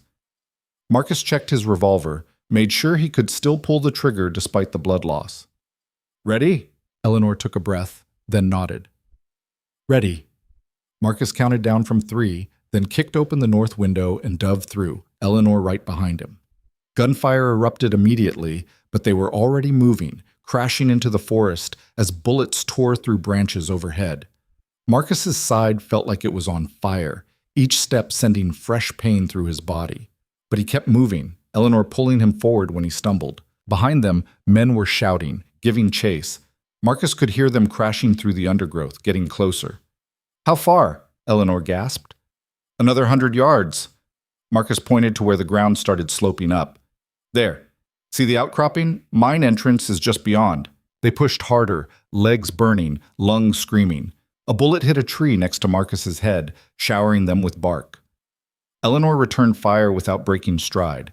3 blind shots that probably hit nothing but bought them seconds. The mine entrance appeared, a dark mouth in the mountainside, half collapsed but still accessible. Marcus and Eleanor stumbled inside, and the temperature immediately dropped. The mine went back 50 feet into solid rock, with timber supports that had somehow lasted decades. "Help me," Marcus said, moving to a stack of old crates. Inside was what he'd promised, dynamite, enough to level a city block. "We're going to make them regret following us." Eleanor started pulling out sticks while Marcus positioned them near the entrance, running fuses back into the mine. His hands were shaking from blood loss, but he worked fast, knowing they had minutes at best. Outside, the sounds of pursuit were getting louder. "How does this work?" Eleanor asked. "We light the fuse, we run deeper, and we hope the blast doesn't bring down the whole mine on top of us." Marcus finished the last placement. "It's not a great plan." "Better than nothing, marginally." The first of Graves's men appeared at the mine entrance, 4 of them, rifles raised. They saw Marcus and Eleanor and immediately opened fire. Marcus lit the fuse. "Run!" he shouted. They sprinted deeper into the mine, bullets chasing them, the fuse burning down behind them. Marcus counted seconds, praying he'd set it long enough. 5, 6, 7. The world exploded. The blast was deafening, a wall of pressure and heat that knocked Marcus off his feet and sent rocks raining from the ceiling. Timbers cracked. The mine entrance collapsed, burying the men who'd followed them under tons of stone and earth. Dust filled the air, choking. Marcus couldn't see, couldn't hear anything but ringing. He felt Eleanor's hands on him, pulling him upright. "Are you alive?" she was shouting, though it sounded miles away. Unfortunately, they stumbled forward through the darkness, hands outstretched, until they hit the back wall of the mine. Dead end. No exit, except the one they'd just destroyed. Marcus leaned against cold stone, breathing hard, feeling blood soak through the bandages on his side. "We're trapped," Eleanor said. "Yeah." "Is there another way out?" "No." Eleanor was quiet for a moment. So we wait here until the air runs out, or Graves digs through, or we bleed to death. That about covers it. She laughed. It was a broken sound, edged with hysteria. After everything, after all of it, we die in a hole in the ground. Marcus slid down to sit, his strength finally giving out. Could be worse ways to go. Name one. On our knees, begging, letting Graves win. Eleanor sat beside him, and in the darkness, Marcus felt her take his hand. You're right, she said quietly. This is better. Outside, muffled by tons of rock, they could hear shouting, men trying to dig through the collapsed entrance, trying to reach them. Marcus closed his eyes. The pain in his side was fading now, which meant he was probably dying. That was fine. He'd made his peace with death a long time ago, but Eleanor deserved better. I'm sorry, he said. For what? For not saving you. Eleanor squeezed his hand. You did save me. You taught me that I'm worth saving. That's more than anyone else ever did. They sat in the darkness, waiting for the end, while Harrison Graves's men dug toward them with picks and shovels, and the patience of people who'd already won. The darkness in the mine was absolute. Eleanor could hear Marcus's breathing getting shallower, feel his hand going cold in hers. Outside, the sound of digging continued, steady, methodical, the scrape of metal on stone. How long? She asked. Marcus's voice was weak. Hour. Maybe 2. And then? Then Graves gets what he came for.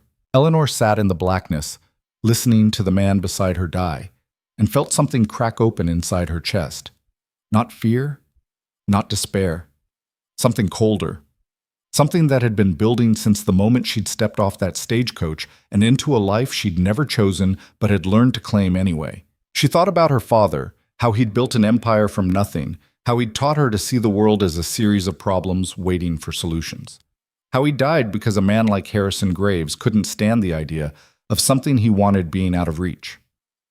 She thought about the past months, the shooting lessons, the failed attempts at cooking, the endless cold, the 4 men she'd killed defending the cabin, the look on Kane's face when Marcus shot him. She thought about Marcus, this broken, violent man who'd taken in a stranger because it was the right thing to do, even though the right thing had cost him everything. And she realized something. She wasn't ready to die. Not here. Not like this. Not while Harrison Graves stood outside, waiting to collect her like she was property he'd simply misplaced. Marcus, Eleanor said quietly. Yeah? How much dynamite is left in here? She felt him shift beside her. Why? Because I'm done being hunted. Eleanor stood, felt along the wall until she found the crates they'd pulled explosives from. You said there was enough here to bring down half the mountain. That was before we used most of it blocking the entrance. But there's still some. Marcus was quiet for a moment. Eleanor, what are you thinking? I'm thinking that if we're going to die anyway, we should take Graves with us. She found a stick of dynamite, then another. I'm thinking that he's standing right outside that collapsed entrance, watching his men dig. I'm thinking that if we set charges in the right places, we could bring this entire mine down, and everything above it. You'll kill us too. I know. Eleanor's hands were steady as she gathered more explosives. But at least we choose how it ends. At least he doesn't get to win. Marcus made a sound that might have been a laugh. You've gone completely insane. You made me this way. Yeah, I did. She heard him moving, trying to stand. All right, if we're doing this, we do it right. Help me up. Eleanor found him in the darkness, got her shoulder under his arm, lifted. Marcus was heavy, weak from blood loss, but he managed to stay on his feet. There's a support beam, he said, pointing into darkness Eleanor couldn't see. 20 feet back. If we take that out, the whole ceiling comes down, and with enough force, it'll trigger a collapse above ground too. How much dynamite? All of it. Eleanor started gathering every stick she could find, piling them near where Marcus indicated. Her hands brushed against old timber, cold stone, the rough texture of fuses that had been sitting here for years. This might not work, Marcus said. The dynamite's old, unstable. Could blow the second we light it, or not blow at all. Then we find out together. Eleanor finished positioning the charges, running fuses back toward the rear of the mine. How long should I make the fuse? 60 seconds, maybe 90 if you want to pray first. I don't pray? Good. Praying won't help now. Marcus leaned against the wall, breathing hard. Eleanor, if this works, if by some miracle you survive this, we survive this. If you survive this, Marcus continued, you take whatever's left and you disappear. New name, new life, somewhere Graves's people can't reach. You understand? I understand that you're talking like you're already dead. I'm already dead, just waiting for my body to figure it out. Marcus grabbed her hand. Promise me. Promise you'll live. Eleanor wanted to promise. Wanted to tell him she'd run, she'd hide, she'd become someone else in some place where railroad tycoons couldn't touch her. But she'd spent too long running.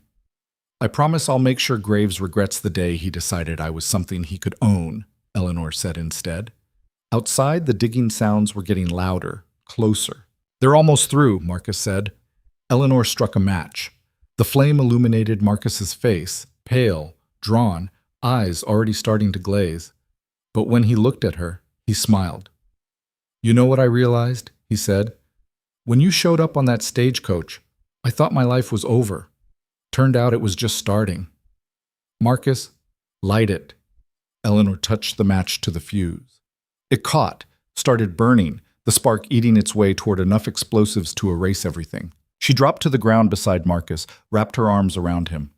60 seconds, she whispered. More like 45. I lied about the length. Eleanor almost laughed. Of course you did. The fuse burned.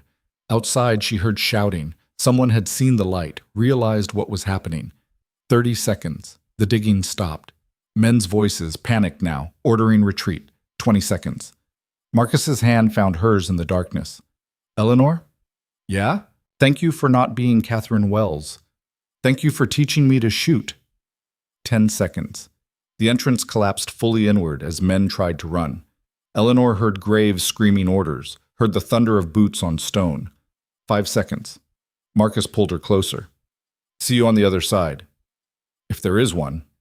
The world ended in fire. The explosion started in the mine, a roar that shook the mountain to its core, and then kept going, kept building, as charges Marcus had placed months ago triggered, as old mining tunnels collapsed, as tons of rock and earth and snow began to shift. Eleanor felt herself lifted, thrown, crushed by pressure that should have killed her instantly. She couldn't breathe, couldn't see, couldn't think. There was only noise and pain and the sensation of falling into darkness that had no bottom, then nothing. When consciousness returned, it came slowly, painfully. Eleanor opened her eyes to gray light and couldn't understand what she was seeing. Sky. She was looking at sky, which made no sense because she'd been underground. She tried to move and immediately regretted it. Pain shot through her entire body, ribs broken probably, her left arm trapped under something heavy. Blood in her mouth. But she was breathing. She was alive. Eleanor turned her head, inch by agonizing inch, and saw devastation. The mine was gone. The mountainside above it was gone. Where there had been solid rock, there was now a massive crater, like something had reached down and scooped out the earth itself. And scattered across the debris field were bodies. Some whole, most not. Eleanor recognized the expensive clothes Graves's men had worn, now torn and blood-stained. She saw weapons, scattered equipment, a boot with the foot still in it. She didn't see Marcus. Marcus, she tried to say, but her voice came out as a whisper. She tried again, louder. Marcus. No response. Eleanor forced herself to move, pulling her trapped arm free with a scream of pain. Something was definitely broken. She could feel bone grinding against bone, but she couldn't stop now. She pushed herself upright, the world spinning, and started searching. Bodies everywhere. Men who'd come to kill her, now buried under the mountain they'd tried to conquer. She moved past them, looking for the one that mattered. She found him 20 feet from where she'd woken up. Marcus was half buried in rubble, face gray, not moving. Eleanor crawled to him, pressed her fingers to his throat, felt nothing. No, she said. No, you don't get to do this. You don't get to teach me to survive and then die on me. She dug him out with her one good hand, pulling away rocks and debris until she could see his chest. No movement. She put her ear against his ribs, listening. There. Faint, but there. A heartbeat. Eleanor grabbed his coat, shook him. Marcus, wake up! Nothing. She hit him, hard, across the face. I said wake up! Marcus's eyes fluttered open. He looked at her, confused, like he couldn't understand why she was there. Eleanor? His voice was barely audible. Yeah, it's me. You're alive. So are you, you stubborn bastard. Eleanor was crying now, tears cutting tracks through the dust on her face. Now stop dying and help me figure out how to get off this mountain. Marcus tried to laugh, coughed blood instead. Can't. Something's my legs. Can't feel them. Eleanor looked down and saw why. A timber beam had come down across Marcus's lower body, crushing. She couldn't see how bad the damage was, but from the angle, from the blood, she knew. Even if they got him out, even if they got help, he wasn't walking away from this. I can move it, Eleanor said, grabbing the beam. Don't. Marcus caught her hand. It's the only thing keeping me from bleeding out.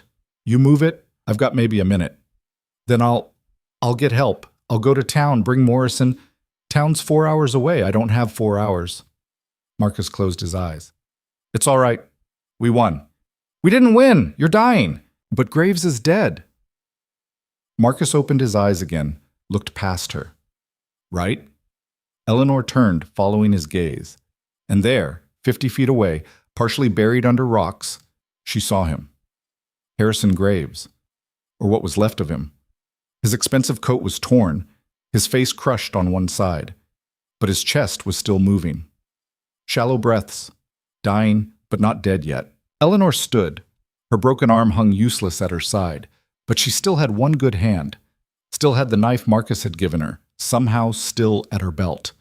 She walked across the rubble field, each step agony, until she stood over the man who'd killed her father, who'd hunted her across half a country, who'd brought an army to a mountain to take what he thought he owned. Graves's one good eye open, focused on her. You, he whispered. Me. You'll hang for this. Murder. They'll find an avalanche, Eleanor said. Just rocks and snow and bodies that couldn't be identified. These things happen in the mountains. She knelt beside him, pulled out the knife. Graves tried to move, couldn't. Tried to speak, started coughing blood. Eleanor put the knife to his throat. My father built something from nothing, she said quietly. He worked every day of his life to make something that would last. And you killed him for it. You killed him because you couldn't stand that someone had something you wanted and wouldn't give it to you. Business, Graves gasped. Just business. No, it was murder. And this? Eleanor pressed the blade deeper.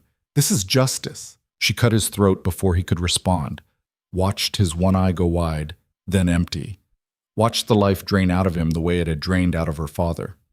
When it was done, she stood, dropped the knife, and walked back to Marcus. He was still conscious, still breathing, but fading fast. Is he dead? Marcus asked. Yeah. Good, Marcus smiled. How do you feel? Eleanor sat beside him, took his hand. Empty, tired, I don't know. That's normal. First time I killed someone who deserved it, I felt the same way. Marcus coughed, grimaced. Listen, in the cabin, under the floorboards near the stove, there's a box. Papers, money, deeds to this land. It's yours now. Marcus, let me finish. Take it, sell it, keep it, burn it, I don't care. But it's yours. You earned it. His grip on her hand tightened. And Eleanor? Whatever you do next, wherever you go, don't let this break you. You're stronger than you think, always have been. I don't feel strong. I feel like I'm about to fall apart. That's what strong people feel like before they keep going anyway. Marcus's breathing was getting more labored. One more thing. What? You were the best decision I never planned to make. Eleanor couldn't speak past the lump in her throat. She just held his hand and watched the light fade from his eyes. Watched him stop breathing. Watched the man who'd saved her become another casualty of a war he'd never asked for. When he was gone, she sat with him for a long time. The sun moved across the sky. Snow started falling, gentle, covering the bodies and the blood and the evidence of what had happened here. Eventually, Eleanor stood, Her arm was screaming, her ribs were probably shattered, and she had no idea how she was going to make it down the mountain alive. But she'd figure it out, because that's what Marcus had taught her. You figured it out, or you died trying. She made it to redemption 3 days later, more dead than alive. Morrison found her collapsed in the street, got her to the doctor, asked no questions about the blood or the broken bones or the haunted look in her eyes. The story she told was simple. Avalanche. Marcus had seen it coming, pushed her clear, got caught in it himself. She'd been trapped for days, managed to dig herself out, made it down. Nobody questioned it. Avalanches happened. People died. That was life in the mountains. 2 weeks later, when she could move without screaming, Eleanor went through the box Marcus had told her about. Papers documenting ownership of the cabin and the land around it. A stack of currency. Not a fortune, but enough. And at the bottom, a letter addressed to Catherine Wells. Eleanor opened it, read Marcus's cramped handwriting. If you're reading this, I'm probably dead. Don't mourn too long. I made my choices knowing the cost. The land is yours. Do with it what you will. You deserved better than what I could give, but I hope it was enough. You were braver than you knew, stronger than you believed. Never forget that. It wasn't signed. Didn't need to be. Eleanor burned the letter, watching the paper curl and blacken. Then she packed what little she owned and left redemption behind. The Western Railroad offices in Denver were exactly as she remembered. Marble floors, mahogany panels, the smell of cigar smoke and money. Eleanor walked through the front door in clothes she'd bought with Marcus's money, her arm in a sling, her face still bruised. The secretary tried to stop her. Eleanor ignored him, pushed through the doors into the executive office. The men inside, board members, executives, lawyers, looked up in shock. "Gentlemen," Eleanor said calmly, "my name is Eleanor Ashford. I believe you've been looking for me." The room erupted in noise. Questions, accusations, demands. Eleanor waited for silence. "Harrison Graves is dead," she said when they quieted. "He died in an avalanche while hunting in the Colorado mountains.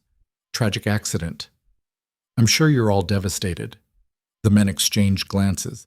The oldest one, a lawyer whose name Eleanor couldn't remember, cleared his throat. "Miss Ashford, there are questions about Mr. Graves's activities, certain irregularities in how he conducted business. If you have information—" "I have proof," Eleanor interrupted. She pulled out papers from her bag, copies she'd made from documents Marcus had helped her steal from Kane's room before the explosion. "Proof that Harrison Graves murdered my father, proof of fraud, of embezzlement, of conspiracy, enough to destroy Western Railroad and everyone associated with it." The room went silent. "Or," Eleanor continued, "we can make a deal. Western Railroad backs off completely. All claims against my father's company are dropped. In exchange, these documents disappear, and we can all pretend Harrison Graves was just an unfortunate victim of nature's cruelty." More silence. Then the lawyer nodded slowly. "I believe we can come to an arrangement." 6 months later, Eleanor stood on a ridge overlooking the valley where redemption sat. The town looked smaller from up here, insignificant. She'd bought the land surrounding it, Marcus's cabin, the mine, everything. Nobody questioned where the money came from. Money had a way of erasing questions. She'd built a new cabin higher up, away from the old one, away from the memories that lived in those logs, the blood that had soaked into the floor. It was smaller than Marcus's place, simpler. Just her and the wilderness and the ghosts of everyone who'd died to get her here. Sometimes she wondered if she'd made the right choices, if there had been another way, one that didn't end with so many bodies. If she could have been the person her father wanted her to be, civilized, proper, someone who solved problems without violence. But then she'd remember the look in Graves's eyes when she'd cut his throat, the satisfaction of watching a monster bleed. And she'd know there had been no other way. Some people couldn't be reasoned with. Some fights couldn't be won with words, and some prices were worth paying, even if the cost was your soul. Eleanor had learned those lessons in blood and fire and frozen mountains. Had learned them from a man who'd never asked to be a teacher, but had taught her anyway. She'd learned that strength wasn't about never being afraid. It was about being afraid and fighting anyway. She'd learned that survival wasn't about staying soft. It was about becoming hard enough that the world couldn't break you, while keeping some small part of yourself that remembered what softness felt like. She'd learned that sometimes the person who saves you is the one who shows you how to save yourself. Spring came late that year, but it came. Snow melted, revealing the carnage underneath, bones and metal and memories that Eleanor didn't try to hide. She let them be, let them weather and decay and eventually become part of the mountain itself. She planted a marker where she thought Marcus might have been buried, before the avalanche had redistributed everything across the mountainside. It wasn't much, just a piece of wood with his name carved into it. No dates, no epitaph. Just Marcus Boone. That was enough. One morning in May, Eleanor woke to find a stagecoach stopped on the road below. A woman got out, young, nervous, clearly out of place.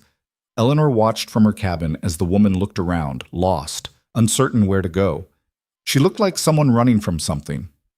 Eleanor grabbed her coat, started down the trail. By the time she reached the road, the woman had seen her and was waiting, hands clutched around a small bag. "Are you Eleanor?" the woman asked. "Depends who's asking." "My name is Sarah. I heard there was a woman up here, someone who helps people who need to disappear." The woman's voice shook. "I need to disappear." Eleanor studied her. Saw the bruise on her cheek, badly hidden by powder. Saw the way she kept looking over her shoulder, expecting someone to appear.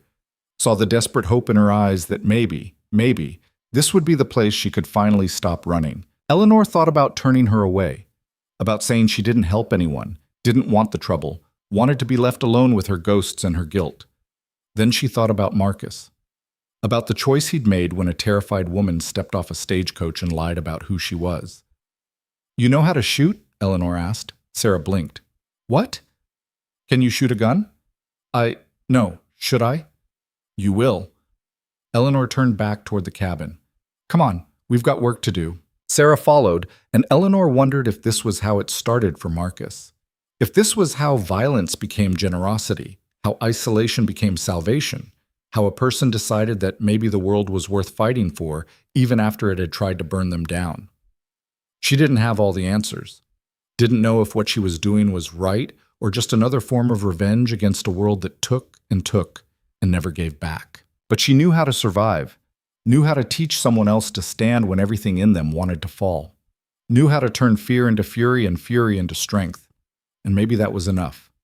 Maybe that was all any of them could do, take what they'd learned in blood and use it to keep one more person breathing, one more person fighting, one more person who refused to die quiet. Eleanor Ashford had come to this mountain ready to disappear. Instead, she'd learned to appear as something harder, sharper, more dangerous than anyone had expected, as someone who'd looked at death and laughed, who'd taken everything the world threw at her and thrown it back twice as hard. She'd learned that freedom wasn't given. It was taken. With both hands and whatever weapons you could find. She'd learned that the price of survival was everything you used to be. And she'd learned that sometimes that price was worth paying. The cabin door closed behind them as Eleanor began teaching Sarah the same lessons Marcus had taught her. How to shoot, how to fight, how to become someone worth hunting but too dangerous to catch. Outside, the mountain stood silent and eternal, keeping its secrets. Keeping the bones of men who'd thought they could own what wasn't theirs. Keeping the memory of a man who'd chosen to save a stranger instead of saving himself. And high above it all, where the snow never fully melted, Eleanor had carved words into stone. Not a prayer, not a plea. Just a statement of fact that would outlast them all. Here, people learned to stop running. It wasn't poetry, it wasn't beautiful, but it was true. And truth, Eleanor had learned, was the only thing worth dying for.